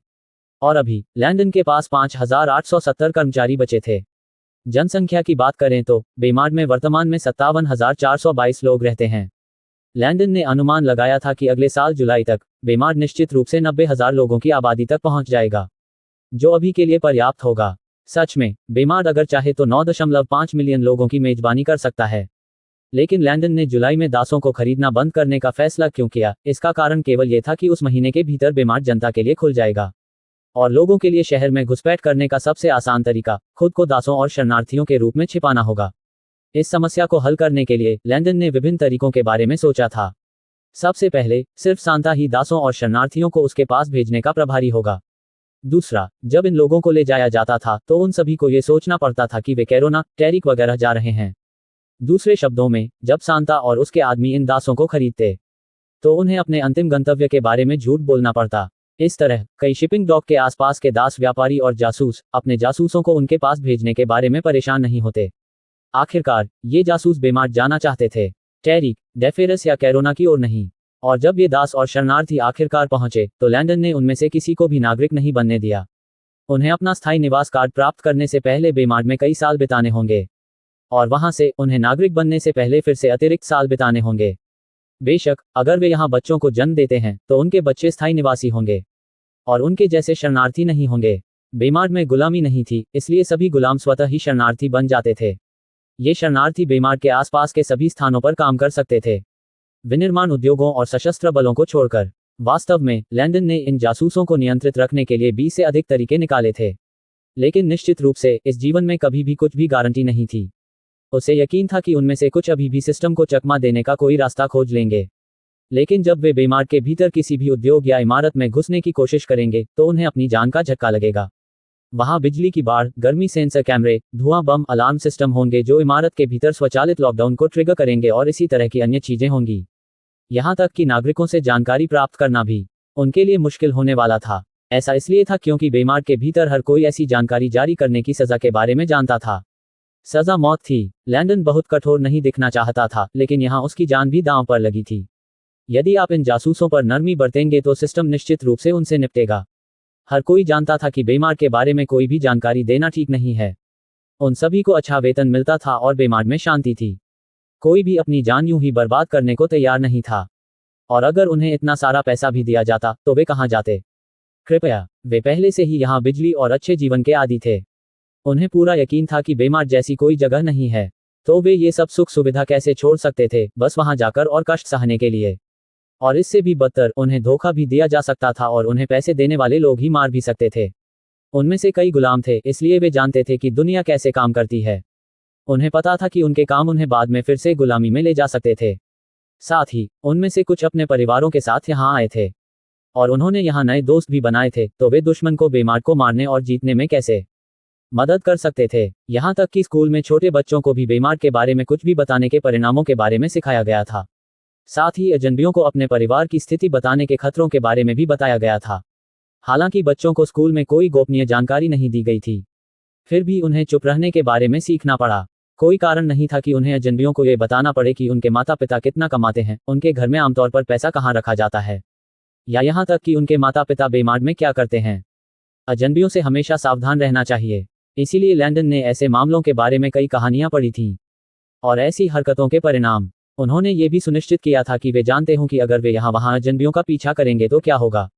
साथ ही लोगों को शहर के भीतर पुलिस अधिकारियों और गार्डों की भूमिका के बारे में भी जानकारी दी गई और उन्हें सिखाया गया। उन्हें इन अधिकारियों को किसी भी संदिग्ध चीज की सूचना देने के महत्व के बारे में बताया गया था। कुल मिलाकर लैंडन को यकीन था कि जुलाई में जब तक शहर में आगंतुकों का स्वागत होगा, तब तक बेमार्ट जासूसों और अन्य सेनाओं के हमलों के लिए तैयार हो जाएगा। वैसे भी 5870 श्रमिकों के साथ लैंडन ने भेजा। कीमिया उद्योग को 500, खाद्य उद्योग को 500, वस्त्र उद्योग को 500, सफाई उद्योग को 370, निर्माण उद्योग को 1000, बेमार्ट के भीतर सभी निर्माण स्थलों को 3000। महाराज, अक्टूबर की शुरुआत में आपने फार्मास्यूटिकल उद्योग और अपशिष्ट एवं रिसाइकिल प्रबंधन उद्योग के निर्माण का अनुरोध किया था और पिछले महीने आपने नए प्रिंटिंग उद्योग के निर्माण का भी अनुरोध किया था। कुछ ही दिनों में प्रिंटिंग उद्योग और फार्मास्यूटिकल उद्योग पूरी तरह से बन जाएंगे और अगले सप्ताह तक अन्य उद्योग भी पूरे हो जाने चाहिए। तो हम श्रमिकों के बारे में क्या करें? अच्छा, लैंडन को पहले से ही पता था कि ये उद्योग इस दिसंबर के भीतर पूरे हो जाएंगे, इसलिए वह पहले से ही अन्य उद्योगों के लिए कई डिजाइन लेकर आया था। टिम, फार्मास्यूटिकल उद्योग के निर्माण पर ध्यान केंद्रित करने वालों को 2 समूहों में विभाजित करें। एक समूह तुरंत नाव और जहाज निर्माण उद्योग का निर्माण करेगा, जबकि दूसरा कार निर्माण उद्योग का निर्माण करेगा। जो लोग अपशिष्ट और रिसाइकिल उद्योग पर ध्यान केंद्रित करते हैं, उन्हें इसके बजाय हथियार निर्माण उद्योग का निर्माण करना चाहिए। और अंत में, जो लोग प्रिंटिंग उद्योग पर ध्यान केंद्रित करते हैं, उन्हें जल्द से जल्द बेमार्ट के नए बैंक का निर्माण शुरू कर देना चाहिए। नए निर्माण श्रमिकों के लिए उन्हें सड़कों, घरों, शॉपिंग मॉल, शहर की दीवार और बेमार्ट के आसपास के सभी अन्य निर्माण स्थलों का निर्माण करने वालों की सहायता के लिए भेजें। मछली पकड़ना और सैन्य नावें और जहाज, ये लैंडन के इस उद्योग के निर्माण के मुख्य कारण थे। जहाजों को आमतौर पर इंडोर क्रेन और अन्य भारी विद्युत चालित मशीनों की मदद से घर के अंदर बनाया जाता था। जो कोई भी कभी पृथ्वी पर नाव या जहाज निर्माण उद्योग का दौरा किया होगा, वह जानता होगा कि इन जहाजों और नावों के निर्माण में कितना काम हुआ है। 1 या 2 डेक स्तर की मछली पकड़ने वाली नाव 1 या 2 महीने के भीतर बनाई जा सकती है। नाव के आकार के आधार पर और इन नावों पर एक साथ कितने लोग या मशीनें काम कर रही थीं। लेकिन उचित सैन्य जहाजों के लिए उन्हें बनाने में 5 या 6 महीने पर्याप्त होंगे, और कभी कभी उनके आकार के आधार पर उन्हें बनाने में 10 महीने तक भी लग सकते हैं। व्यापारी जहाजों के लिए उन्हें बनाने में शायद 3 से 4 महीने लगेंगे, और क्रूज के लिए जहाज, इनको बनाने में 7 महीने से लेकर कई साल तक लग सकते हैं। फिर से उनके आकार पर निर्भर करता है। फिलहाल लैंडन उन सुपर विशाल जहाजों पर ध्यान केंद्रित नहीं करना चाहता था जिन्हें बनाने में सालों लग जाते। लैंडन ऐसे जहाज चाहता था जिन्हें कुछ ही महीनों में बनाया जा सके। कुल मिलाकर बेमार्ट को जहाज और नावों की जरूरत थी, और वास्तविक जहाज उद्योग को बनाने में 2.5 महीने लगेंगे। इसलिए लैंडन इस सर्दियों के समय का उपयोग जितना संभव हो सके उतने जहाज बनाने के लिए करना चाहता था। बेशक एक कार उद्योग की भी जरूरत थी ताकि सभी कार भागों को यांत्रिक रूप से स्थापित किया जा सके। इससे श्रमिकों को कई कारों और भारी मशीनों को बनाने में लगने वाले समय में भारी कमी आएगी। साथ ही उत्पादकता और कार्यकुशलता में सुधार होगा। इस उद्योग को बनाने में भी शायद 4 से 5 महीने लगेंगे। इसलिए इसे अभी पूरा करना सबसे अच्छा था। एक हथियार निर्माण उद्योग भी निश्चित रूप से जरूरी था। इसे पूरा होने में 3.5 महीने लगेंगे और तब तक लैंडन मिसाइलें, ग्रेनेड वगैरह बना लेगा। और अंत में लैंडन ने जिस बैंक के विशाल आकार का चित्रण किया था उसके आधार पर इसे अभी बनाया जाना था, क्योंकि इसे पूरा होने में लगभग 4 से 5 महीने लगेंगे। साथ ही पैसे को ठीक से संग्रहित करना हमेशा महत्वपूर्ण था। ये बेमार्ट का सुरक्षित समय था। शहर के भीतर विकास के बारे में किसी को पता नहीं था और हर कोई अभी अपने काम से काम रख रहा था। लेकिन बेमार्ट के जनता के लिए खुलने के बाद हर कोई कटौती के कारोबार में अपनी नाक घुसा देगा। इसलिए इस शांति का लाभ उठाना बेहतर था और जितनी जल्दी हो सके उतनी जल्दी अपनी जरूरत की हर चीज का निर्माण करना था। निर्माण श्रमिकों के चले जाने के बाद लैंडन अब महीने के लिए नए सामान पर ध्यान केंद्रित कर सकता था। 169 महाराज, तो ये घड़ियां और अलार्म घड़ियां समय बता पाएंगी? वे बता पाएंगी। टिम इस बात से वाकई हैरान था कि ऐसी कोई चीज भी हो सकती है। कभी कभी उसे लगता था कि लैंडन इंसान नहीं है। नहीं, इसे मिटा दो। ज्यादातर समय उसे लगता था कि लैंडन इंसानी त्वचा में भगवान है। जितना ज्यादा वह अपने हाथ में नोटबुक पढ़ता उतना ही बेचैन होता। महाराज, क्या हम भविष्य में बेमार्ट से ये सामान बेचेंगे? हाँ, ये बिक जाएंगे क्योंकि ये बैटरी पर काम करते हैं। बैटरी की अवधारणा टिम और उसके उद्योग के बहुत से कर्मचारियों के लिए नई नहीं थी। बेमार्ट में अभी सिर्फ एक ही बैटरी है जो भारी मशीनों के लिए है। इनमें सल्फ्यूरिक एसिड का घोल और कई चपटी प्लेटें होती थीं जो श्रृंखला में गैल्वेनिक सेल के रूप में काम करती थीं। जब उन्होंने अपनी पहली बैटरी बनाई थी तो ये धरती पर मौजूद बैटरियों जितनी अच्छी तरह से नहीं बनी थी, लेकिन फिर भी इसने अपना काम कर दिया। बस एक ही समस्या थी कि वे बैटरियां धरती पर मौजूद बैटरियों जितनी लंबे समय तक नहीं टिकीं। जब उन्होंने अपनी पहली बैटरी बनाई थी तो उसका बाहरी बॉक्स धातु से बना था और कुछ प्लेटें असमान रूप से बनी थीं। लेकिन जब बेहतर उपकरण और प्लास्टिक सामने आए तो लैंडन ने इसे बदल दिया और कई बाहरी घटकों को एक बार फिर से संशोधित किया। कुल मिलाकर इन बैटरियों में हर महीने लगातार सुधार किया जाता था। कलाई घड़ियों के लिए छोटे सिक्के या बटन आकार की बैटरियां उनके लिए आदर्श थीं, और दीवार घड़ियों और अलार्म घड़ियों के लिए बैटरियों को धरती पर बनी सामान्य बैटरियों जैसी ही होना चाहिए था। लैंडन AR-888 बैटरी प्रकारों और इसी तरह की अन्य बैटरियों के बारे में बात कर रहे थे। बैटरी बनाने के लिए किसी को विशेष सामग्री और रसायनों की आवश्यकता होती है जो बिजली के हस्तांतरण में सहायता करेंगे। एक कैथोड, एनोड और एक तरल पदार्थ या सामग्री की आवश्यकता होती है जो विद्युत प्रवाह में सहायता करेगी। लैंडन को यकीन था कि बेमार्ट के बाहर के लोग मार्गदर्शन के बिना बैटरी उत्पादन के लिए आवश्यक सटीक घटकों और रासायनिक समाधानों के साथ नहीं आ पाएंगे। तो उसे क्यों चिंतित होना चाहिए? भले ही वे घड़ियों के अन्य घटकों को बना लें और उन्हें एक साथ जोड़ दें, बैटरी के बिना घड़ी के हाथ नहीं चलेंगे। उदाहरण के लिए लिथियम बैटरी लें। उन्होंने पहले से ही गुफाओं के नीचे लिथियम फेल्डस्पार चट्टानों से लिथियम निकालने की योजना बनाई थी और उनका उपयोग साधारण बैटरी के साथ साथ सिक्का बैटरी बनाने के लिए किया था। लिथियम इन प्रकार की बैटरियों के भीतर मुख्य ड्राइव था, और अगर लोगों को यह नहीं पता था कि अयस्कों और चट्टानों से इसे कैसे निकालना है तो वे इन बैटरियों को कैसे बना सकते थे। इसके अलावा अन्य स्थानों पर दीवार घड़ियों के बाहरी फ्रेम बनाने के लिए प्लास्टिक या रबर नहीं था, साथ ही अलार्म घड़ियां भी। इसलिए उसे चिंता करने की कोई बात नहीं थी। जुलाई में जब बेमार्ट आधिकारिक रूप से जनता के लिए खुल गया तो इन वस्तुओं को हटफिलिया के आसपास के विभिन्न क्षेत्रों में निर्यात किया जाएगा। और महाराज, ये फोटोकॉपी मशीन प्रिंटिंग उद्योग के भीतर बोझ को कम करने वाली है। अगर यह वही करती है जो आप कहते हैं कि यह कर सकती है तो कर्मचारी शायद आपके सम्मान में जश्न मनाएंगे। क्या यह इतना बुरा था? महाराज, आपको पता नहीं है। हमारे पास पहले से ही सभी कार्यस्थलों से एक बड़ी प्रतीक्षा सूची है।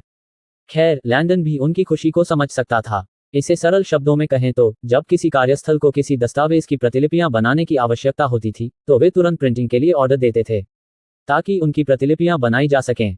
यह उद्योग बीमार के आसपास स्कूल के कागजात, रिपोर्ट, किताबें, आईडी कार्ड, ड्राइविंग लाइसेंस और अन्य महत्वपूर्ण दस्तावेजों को संभालता था। इसलिए यदि अस्पताल को किसी विशेष दस्तावेज की 20 प्रतियों की आवश्यकता होती, तो मुद्रण विभाग के कर्मचारियों को उनके लिए ये काम करवाना पड़ता। निस्संदेह अस्पताल को इन सेवाओं के लिए भी भुगतान करना पड़ता, और इन सभी मुद्रण आदेशों ने बेमार्ट के आसपास के सभी लोगों को प्रतीक्षा सूची में डाल दिया, जिससे विकास और उत्पादकता में बहुत कमी आई। इसलिए लैंडन जल्द से जल्द फोटोकॉपी मशीनें बनाना चाहता था।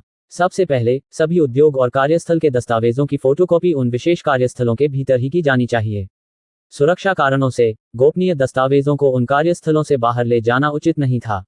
और दूसरी बात, इससे बेमार्ट के आसपास उत्पादकता और दक्षता में बहुत सुधार होगा। हर किसी को इधर उधर भागने की जरूरत नहीं होगी, क्योंकि वे अपने दफ्तरों या कार्यस्थलों में ही कई दस्तावेजों की कई प्रतियां बना सकते हैं। और प्रिंटिंग प्रेस आखिरकार अपने कई कामों पर ध्यान केंद्रित कर सकता है, जैसे किताबें, आईडी कार्ड, कई कंपनी के बक्सों पर लेबल, प्लास्टिक बैग, कपड़े वगैरह छापना। साथ ही भविष्य में लैंडपोर्ट और बैंकों के लिए फोटोकॉपी मशीन होना भी अच्छा रहेगा। किसी भी आगंतुक या ग्राहक के दस्तावेज की कई प्रतियों की जरूरत होती है, तो उसे उन प्रतिष्ठानों में ही किया जा सकता है, बजाय इसके कि उन्हें इधर उधर भागना पड़े और इन लोगों को इंतजार करवाना पड़े। अब मशीनों पर ध्यान दें तो उनके अंदर 5 मुख्य घटक होते हैं: एक लाइट बल्ब, एक फोटोसेंसिटिव ड्रम, 2 रोलर्स, एक टोनर और कागज लोड करने के लिए एक कन्वेयर बेल्ट। बेमार्ट के पास पहले से ही कन्वेयर बेल्ट थे, क्योंकि उन्हें पहले अक्टूबर की शुरुआत में बनाया गया था, और बेशक लाइट बल्ब और रोलर्स भी पहले से ही मौजूद थे। तो लैंडन को बस टोनर और फोटोसेंसिटिव ड्रम बनाने थे, जिन्हें बनाना मुश्किल नहीं था। वैसे भी मशीन इस तरह काम करती है, जब कोई व्यक्ति अपने दस्तावेज को उल्टा करके स्टार्ट बटन दबाता है, तो प्रकाश की एक तीव्र किरण बल्ब से दस्तावेज पर चमकती है। ये प्रकाश फिर फोटोसेंसिटिव ड्रम की ओर परावर्तित होता है। अब यहाँ वास्तव में जादू होता है। ये ड्रम एक उच्च वोल्टेज तार द्वारा इलेक्ट्रोस्टैटिक रूप से चार्ज किया जाता है। साथ ही एक फोटोसेंसिटिव रसायन सेलेनियम के साथ लेपित होता है। चूंकि सेलेनियम एक अर्धचालक है, इसका मतलब ये होगा कि यह अंधेरे क्षेत्रों में एक इंसुलेटर के रूप में कार्य करेगा। साथ ही जब प्रकाश इस पर पड़ता है तो बिजली का संचालन भी करेगा। निष्कर्ष यह है कि जब प्रकाश दस्तावेज से परावर्तित होता है, तो यह फोटोकंडक्टिव ड्रम तक पहुंचता है और इसके आयन विस्थापित हो जाते हैं। जैसे ही ऋणात्मक आवेश एक विद्युत छाया बनाता है, ड्रम घूमना शुरू कर देता है, और अंत में ये ऋणात्मक आवेशित छाया एक धनात्मक आवेशित टोनर की ओर बढ़ती है। नेगेटिव और पॉजिटिव, आप समझ गए होंगे। दोनों चार्ज एक दूसरे से चिपक जाते हैं और चार्ज के भीतर उस दस्तावेज की एक स्याही वाली छवि बन जाती है। फिर फोटोकॉपी मशीन के हॉपर में कागज की एक नई शीट डाली जाती है। हॉपर कागज को कन्वेयर बेल्ट पर ऊपर की ओर ले जाता है और ड्रम और टोनर की ओर बढ़ता है। चार्ज कागज की नई शीट पर गिरते हैं और दस्तावेज की अंततः फोटोकॉपी हो जाती है। जैसे ही फोटोकॉपी किया गया कागज मशीन से बाहर निकलता है, ये 2 गर्म रोलर से होकर गुजरता है। ये रोलर्स कागज पर डाली गई गर्मी और दबाव द्वारा टोनर कणों को स्थायी रूप से कागज पर फ्यूज करने में सहायता करते हैं। पूरी प्रक्रिया में प्रकाश परावर्तन, चालकता और आयन शामिल थे। खैर, वैसे भी इस मशीन पर एक चालू और बंद बटन होगा, और यह बिजली से काम करेगी और भाप से संचालित होगी उन इमारतों के लिए जहां बिजली नहीं है। फोटोकॉपी करने वाली मशीन को इंटरनेट की जरूरत नहीं होती। ये प्रिंटर नहीं था। साथ ही लैंडन ने फोटोकॉपी करने वाली मशीन के कोनों पर कई अन्य बटन जोड़ने का फैसला किया था। कीपैड की तरह, अगर वे 10 प्रतियां बनाना चाहते थे तो उन्हें बस 1 और 0 कुंजी दबानी थी, और फिर प्रारंभ दबाना था। खैर, इसके साथ उन्होंने कर्मचारियों को कंप्यूटर इंजीनियरिंग के बारे में भी थोड़ा बहुत सिखाना शुरू करने का फैसला किया। अगला, लैंडन रेडियो पर ध्यान केंद्रित करना चाहता था। इसके बाद लैंडन रेडियो पर ध्यान केंद्रित करना चाहते थे। किसी भी समाज में संचार महत्वपूर्ण था, चाहे वह सेना, स्कूल, पुलिस बल, अस्पताल आदि में हो। किसी भी विकसित शहर में संचार गैजेट अनिवार्य थे। जब रेडियो की बात आती है तो 2 प्रमुख कारक सामने आते हैं: आवृत्ति और तरंगें, विशेष रूप से साइन तरंगें।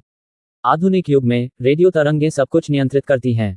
कारों में बजने वाली धुनों से लेकर पुलिस अधिकारियों को सचेत करने के लिए इस्तेमाल किए जाने वाले पुलिस रेडियो तक, विमानों के अंदर रेडियो तक। रेडियो तरंगें और आवृत्तियां हर जगह देखी जा सकती हैं। वास्तव में cell phone, television, Morse code और वॉकी टॉकी भी इन तरंग प्रणालियों का उपयोग करते हैं। रेडियो बनाना इतना कठिन नहीं है। धरती पर, जंगल में कुछ लोग चम्मच, तार, सिक्के और बैटरी जैसे ऊर्जा स्रोत से इसे बना सकते हैं। अनिवार्य रूप से रेडियो तरंग संकेत भेजते हैं, जिसमें आवृत्ति शामिल होती है। यहाँ लागू भौतिकी के मूल सिद्धांत और नियमों को समझना वास्तव में महत्वपूर्ण था। विभिन्न रेडियो चैनलों की अलग अलग आवृत्तियां थीं, इसलिए लैंडन चाहते थे कि कर्मचारी अब इन अवधारणाओं को ठीक से समझें।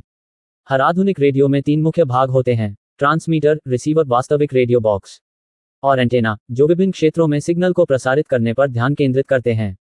बेशक कई अन्य घटक भी थे जिन्हें अलग अलग ढाला जाएगा और रेडियो को एक साथ रखते समय एक दूसरे से जोड़ा जाएगा। तो संक्षेप में, लैंडन चाहते थे कि कर्मचारी अब इन अवधारणाओं को समझना शुरू करें, क्योंकि लगभग हर संचार गैजेट में तरंगें और आवृत्ति शामिल होती हैं। उन्होंने ये भी तय किया था कि अब से अप्रैल तक वे फिर से कोई नया सामान नहीं बनाएंगे, सिवाय भोजन, किताबें और दवा के। खासकर दवा। उन्हें इस क्षेत्र पर ध्यान केंद्रित करने की आवश्यकता थी ताकि वे सिस्टम के मिशन को जल्दी से पूरा कर सकें। इसलिए इस समय अवधि के भीतर निर्माण उनका मुख्य ध्यान होगा।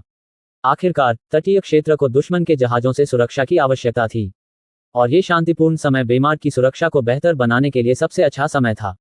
आप चिंता न करें महाराज, हम इसे तुरंत पूरा कर देंगे, टिम ने कहा। नहीं, अपना समय लें, इन रेडियो को बनाने में कोई बहुत जल्दी नहीं है, मुझे बस इन्हें मार्च से पहले पूरा करना है, लैंडन ने कहा। हालांकि अप्रैल लैंडन की समय सीमा थी, लेकिन उसने श्रमिकों को पहले ही समय सीमा दे दी, ताकि अगर वे उत्पादन में देरी भी करते हैं तो ये बेमार्ट के लिए उनकी मुख्य योजना को वास्तव में प्रभावित नहीं करेगा। इस समय सीमा के भीतर वह उन्हें भौतिकी के बारे में पढ़ाएगा, ताकि वे बेहतर ढंग से समझ सकें कि वे क्या कर रहे हैं। मई तक उन्हें सेना, गार्ड और पुलिस अधिकारियों के लिए वॉकी टॉकी बनाने की उम्मीद थी, साथ ही सभी इमारतों के लिए घरेलू फोन भी, और ये कैलकुलेटर हमें गणित हल करने में सहायता करने वाले थे। टिम वास्तव में उलझन में था। क्या महाराज धातु से एक इंसान बनाने की कोशिश कर रहे थे? यह उनके लिए गणित कैसे कर सकता है? आमतौर पर वह लैंडन पर विश्वास करता था, लेकिन इस बार उसका दिल इस पर विश्वास करना चाहता था, लेकिन उसका दिमाग कहता रहा कि यह तर्कसंगत नहीं है। मेरा विश्वास करो टिम, ये संभव है, कुछ भी संभव है। बेशक आखिरी चीज जिस पर लैंडन ध्यान केंद्रित करना चाहता था वह कैलकुलेटर थे। उन्हें बैंकों, स्कूलों और अन्य सभी कार्यालयों में कैलकुलेटर की आवश्यकता थी। कैलकुलेटर मूल रूप से सरल प्रोग्राम करने योग्य कंप्यूटर थे। श्रमिकों को सिद्धांत को बेहतर ढंग से समझने के लिए लैंडन ने फैसला किया था कि अब दिसंबर से अप्रैल तक वह श्रमिकों को हार्डवेयर और सॉफ्टवेयर इंजीनियरिंग के बारे में पढ़ाना शुरू कर देगा। और जब वे कमाते हैं तो निश्चित रूप से वह उनसे इन कैलकुलेटर को बनाने की भी उम्मीद करता है। इस तरह वे निश्चित रूप से कंप्यूटिंग सिस्टम के बारे में ज्ञान और अनुभव प्राप्त करेंगे, और इस तथ्य के साथ कि फोटोकॉपी मशीन में अभी भी कंप्यूटर सिस्टम होंगे। ये बहुत स्पष्ट था कि पुरुषों को इस समय सीमा के भीतर जितना आवश्यक होगा उतना अभ्यास होगा। निष्कर्ष यह है कि लैंडन बेमार्ट में कंप्यूटर संचालित गैजेट पेश करने पर अड़े हुए थे। फिलहाल लैंडन ऐसे छोटे उपकरण और गैजेट बनाना चाहते थे जो कम गणनाएं करते हों। बेशक मोबाइल फोन, वीडियो गेम, वास्तविक कंप्यूटर और लैपटॉप जैसी चीजें 2 या 3 साल बाद ही आएंगी, क्योंकि वे अधिक जटिल थे और एक साथ कई कार्य करते थे। लेकिन वॉकी टॉकी और कैलकुलेटर या यहां तक कि लैंडलाइन जैसी चीजें बस बुनियादी ऑपरेशन करती थी, जिन्हें बनाना वर्तमान में श्रमिकों के लिए मुश्किल नहीं था। तो वे अच्छे थे। किसी को ये जानना था कि कई कंप्यूटर सिस्टम मौजूद थे, और लैंडन कंप्यूटर विकास को चरण दर चरण आगे बढ़ाने जा रहे थे। तो संक्षेप में, केवल वे सिस्टम जो वर्तमान में बनाए जा सकते थे वे थे जो एक मोड संचालित कार्य करते थे। कोई भी कैलकुलेटर एक साथ जोड़ सकता था, बशर्ते कि उन्हें सभी भागों की जानकारी हो। हार्डवेयर इंजीनियरिंग कंप्यूटर इंजीनियरिंग से बिल्कुल अलग थी। प्रोग्रामिंग और कई कंप्यूटेशनल फंक्शन के लिए उन्हें पूरा होने में कई और साल लग जाते। लेकिन जो लोग सैकड़ों से ज्यादा एप्लीकेशन करते हैं उन्हें बाद में इंतजार करना पड़ता। जैसा कि लैंडन ने कहा था, उन्हें सिर्फ काम पूरा करने के लिए सैकड़ों साल क्यों इंतजार करना चाहिए? 60, 70, 80 या 90 के दशक के लोगों से अलग। उन्हें सब कुछ पता था, या यूं कहें कि उनके पास हर चीज तक पहुंच थी। तो उन्हें इंतजार क्यों करना चाहिए? अगर कोई किसी दूसरे व्यक्ति को बैठाकर उसे सारे कैलकुलेटर पार्ट स्क्रैच से बनाने में मदद करे और उन्हें एक साथ रखे, तो क्या उनके लिए हार्डवेयर इंजीनियरिंग की अवधारणा को समझना वाकई मुश्किल होगा? कृपया, धरती पर 11 साल के बच्चे थे जो स्क्रैच से अपना कैलकुलेटर बना सकते थे यूट्यूब, बशर्ते कि सारे पार्ट्स उनके लिए बनाए गए हों। लैंडन उन्हें 4 महीने दिसंबर से मार्च दे रहा था, सिर्फ इस कैलकुलेटर को बनाने और हार्डवेयर और सॉफ्टवेयर इंजीनियरिंग की मूल बातें सीखने के लिए। ये कैसे पर्याप्त नहीं है? इस समय सीमा के भीतर वह उनसे कई परीक्षण और त्रुटियां करने की अपेक्षा करता था, ताकि सही कैलकुलेटर मिल सके। साथ ही ऐसा नहीं था कि लैंडन कर्मचारियों के दिमाग पर बहुत ज्यादा दबाव डाल रहा था। कुछ कर्मचारी सिर्फ इलेक्ट्रिकल इंजीनियरिंग पर ध्यान केंद्रित कर रहे थे, जबकि अन्य रसायन विज्ञान पर ध्यान केंद्रित कर रहे थे, और इसी तरह। इस बार वह कुछ लोगों को सॉफ्टवेयर और हार्डवेयर इंजीनियर बनाने के लिए दृढ़ था। लैंडन को विकास की गति की बिल्कुल भी परवाह नहीं थी। क्या यह उसकी गलती थी कि वह सब कुछ जानता था, या उसके पास एक ही समय में सब कुछ तक पहुंच थी? अगर धरती पर रहने वाले लोग टेलीपोर्ट करना या उड़ना जानते होते, तो क्या आपको लगता है कि वे किसी और का इंतजार करते? वह सब कुछ जानता था, तो वह जो चाहता था उसे क्यों नहीं बना सकता था? उसकी दुनिया, उसका व्यवसाय, उसकी आत्मा, उसे जल्दी से जल्दी पृथ्वी के मानकों को पार करना था ताकि वह दूसरी दुनिया की तकनीक पर शोध करना शुरू कर सके। वह जितना जल्दी हो सके उतना कर सकता था। कोई नहीं जानता, वह 1 या 2 साल में ही मर सकता है। बेशक अगर वह सचमुच तब तक मर जाता तो लैंडन को यकीन था कि वह शायद अपने मिशन में विफल हो जाता, और उस समय तक उसकी आत्मा निश्चित रूप से टुकड़ों में बिखर चुकी होगी। कुल मिलाकर बेमार्ड इन उपकरणों के बनने के बाद ही सांस लेने वाला था और अप्रैल तक केवल निर्माण पर ध्यान केंद्रित करने वाला था। वह 4 महीने थे। इस समय के दौरान वह उन्हें हार्डवेयर और सॉफ्टवेयर इंजीनियरिंग सिखाएगा, और अगले साल या उसके बाद के किसी साल में वह उन्हें प्रोग्रामिंग के लिए कंप्यूटर इंजीनियरिंग सिखाना शुरू कर देगा। तो बस स्पष्ट करने के लिए, लैंडन लैपटॉप कंप्यूटर या सेल फोन नहीं बना रहा था। वह सिर्फ एक कैलकुलेटर बना रहा था, जो मूल रूप से कंप्यूटरीकृत संचालन का सबसे सरल रूप था। वह जो करना चाहता था वह इन अवधारणाओं को अभी से पेश करना था ताकि कर्मचारी अगले 2 या 3 वर्षों का उपयोग हार्डवेयर और सॉफ्टवेयर इंजीनियरिंग पर ध्यान केंद्रित करने के लिए कर सकें। सालों बाद कंप्यूटर इंजीनियरिंग में आगे बढ़ने से पहले, जहां तक रेडियो की बात है, वे संचालन के लिए तरंग आवृत्ति का उपयोग करते थे। इसलिए इन वर्षों के दौरान वह पुरुषों को भौतिकी सिखाएगा। कोई भी व्यक्ति सचमुच एक सिक्के, चम्मच, बैटरी और तारों से रेडियो बना सकता है। अरे, कुछ लोग जो जंगल में फंस गए थे, वे अपने पास मौजूद सभी धातुओं से उन्हें बना सकते थे। और यहां तक कि धरती पर YouTube चैनलों पर कुछ बच्चे भी उन्हें खरोंच से बना सकते थे। लैंडन इस पूरी सर्दियों की अवधि का उपयोग उन पर ध्यान केंद्रित करने के लिए करने को तैयार था। Riverdale city, Arkadina. एक बड़े हॉल में कई पुरुष 86 अन्य पुरुषों के चारों ओर इकट्ठे हुए थे। ये 86 पुरुष फर्श पर घुटने टेके हुए थे, जबकि बाकी सभी ने हॉल के भीतर उन्हें घेर लिया। और उनके ठीक सामने 4 अन्य पुरुष खड़े थे। बोलो, मेरे पिता को क्या हुआ? मर्डर शैनन और 3 नाइट कैप्टन आखिरकार 2 दिन पहले अपने आदमियों के साथ रिवरडेल शहर पहुंच गए थे। अच्छा, बोलो, क्या हुआ? फर्श पर पड़े लोग कांप उठे और अपनी कहानी को बेतहाशा समझाने की कोशिश करने लगे। हाँ, यंग मास्टर, लॉर्ड शैनन को राजधानी से एक पत्र मिला था। हमें नहीं पता था कि पत्र में क्या लिखा था, लेकिन कुछ दिनों के बाद लॉर्ड ने हम सभी को राजधानी की ओर जाने के लिए इकट्ठा किया। और एक बार जब हम उमर शहर से गुजरे तो घाटी की सड़क पर 15,000 भाड़े के सैनिकों ने हम पर घात लगाकर हमला कर दिया। मर्डर और नाइट कैप्टन चौंक गए। शैनन ने किसको नाराज किया था? 15,000 भाड़े के सैनिक वाकई बहुत थे। उमर शहर, क्या ये यहाँ से 3 शहर दूर नहीं है? शूरवीरों में से एक कप्तान ने पूछा। आपको पता होना चाहिए कि उनका मिशन यहाँ शैनन के ठिकाने का पता लगाना था, और एक बार जब उन्होंने ऐसा कर लिया तो उन्हें उसे मारने का कोई तरीका ढूंढना था, या अगर उसे मारना उनके लिए बहुत मुश्किल था तो राजा को वापस रिपोर्ट करना था। शैनन वास्तव में एक कठिन व्यक्ति था, क्योंकि वह आमतौर पर अपने दुश्मनों से एक कदम आगे रहता था। वे उसे मारने के लिए हजारों लोगों के साथ तैयार होकर आए थे, लेकिन अब उन्होंने सुना था कि वह मर चुका है। क्या ये सच हो सकता है, या ये सब उन्हें अपनी सतर्कता छोड़ने के लिए मजबूर करने की उसकी योजना का हिस्सा था? और अगर वह मर गया तो वह कौन था जिसने उनकी इतनी बड़ी सेवा की थी? उनके दिमाग में कई सवाल उठते रहे जब उन्होंने अपने सामने घुटने टेके लोगों को देखा। लेकिन कोई बात नहीं, उन्हें यह सुनिश्चित करना था कि फर्श पर घुटने टेके ये सैनिक सच बोल रहे थे। हाँ मेरे प्रभु, हम पर यहाँ से 3 शहर दूर हमला किया गया था। हमने प्रभु को बचाने के लिए संघर्ष किया, लेकिन दुश्मन बहुत शक्तिशाली था और हम पहले से ही संख्या में कम थे। मर्डर उनकी कहानी सुनकर गुस्से से भर गया। आखिर ऐसा कौन कर सकता है? चाहे वह इसे किसी भी नजरिए से देखे, बैरन कैन और एलिक बान ही ऐसे लोग थे जो ऐसा कर सकते थे। अपने दिल की गहराई में वह जानता था कि उसके पिता पहले ही मर चुके थे। ऐसा लगता है कि तुम्हारा वह जंगली पिता यहाँ वहाँ मुसीबत ढूंढने के लिए इधर उधर भटक रहा था, एक कैप्टन ने कहा। उसे यही सजा मिली। उसने ऐसा व्यवहार किया मानो वह राजा से भी ज्यादा महत्वपूर्ण हो। यह उसके पूर्वजों की सजा है, एक और कैप्टन ने कहा। हम यहाँ 3 महीने तक रहेंगे और हर चीज की पूरी तरह से जांच करेंगे, और हमारे ठहरने के अंत में तुम्हें महामहिम का फैसला मिलेगा। तुम इस खस्ताहाल शहर के अगले नगर स्वामी बनोगे, लेकिन ये तभी होगा जब तुम्हारे पिता सच में मर चुके होंगे। ठीक है, हम इस गड़बड़ी को सुलझाने के लिए तुम्हें छोड़ देते हैं। मर्डर ने अपनी मुठियां सिकोड़ ली और तीनों कैप्टन को घूरने लगा जो कमरे से बाहर निकल रहे थे। उनकी हिम्मत कैसे हुई उसके पिता के बारे में इस तरह बात करने की? कमीने, मर्डर ने फर्श पर पड़े लोगों को देखा और उसकी आंखें ठंडी हो गईं। तो तुम सब मुझे बता रहे हो कि जब मेरे पिता को तुम्हारी सबसे ज्यादा जरूरत थी तो तुम पीछे मुड़े और भाग गए। मेरे पिता के शासन में अपने मालिक को न बचाने की क्या सजा है? फर्श पर पड़े लोग डर से कांप उठे और उनके चेहरे पीले पड़ गए।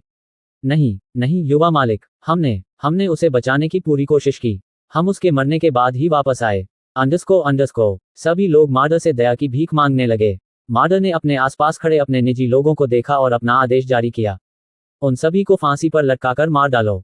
जहां तक उनके परिवारों की बात है, 20 वर्ष से अधिक आयु के सभी लोगों को मार डालो। और जो इस आयु वर्ग से कम हैं, उनके लड़कों को किसी गुलाम व्यापारी को बेच दो। जहां तक लड़कियों की बात है, उन्हें कालकोठरी में बंद कर दो। बहुत समय हो गया है जब से मैंने किसी महिला का सुख चखा है।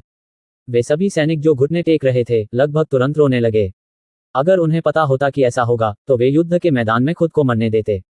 कम से कम जो लोग पहले मर चुके थे, उनके परिवार सुरक्षित और स्वस्थ थे। जबकि दूसरी ओर, उन्हें अपने पूरे वंश को नष्ट करना पड़ा। उनकी निर्दोष पत्नियों के बारे में क्या? उनके बच्चों के बारे में क्या? नहीं, कृपया युवा स्वामी, कृपया। मेरी बेटी सिर्फ 5 साल की है। कृपया उसे छोड़ दें। अंडरस्को। मर्द चुपचाप वहां खड़ा रहा, क्योंकि उसने इन लोगों को भीख मांगते और जोर से रोते हुए देखा। अब उन्हें अपने परिवारों की परवाह थी। वे कहाँ थे जब उनका अपना परिवार नष्ट हो गया था? उन्होंने अपने भाइयों और अपने पिता को खो दिया था। लेकिन क्या कभी किसी ने उन पर दया दिखाई थी? वह राजा बनना चाहता था, इसलिए उसने जैनेट बान को लुभाने की पूरी कोशिश की थी। लेकिन क्या वह कुतिया कभी उसके अनुरोध पर सहमत हुई? इसके बजाय वह एंथनी मार्टिनेज से प्यार करने में व्यस्त थी। और अब वे शायद खुशी खुशी शादीशुदा थे, जबकि वह अभी भी अधिक शक्ति पाने के लिए संघर्ष कर रहा था।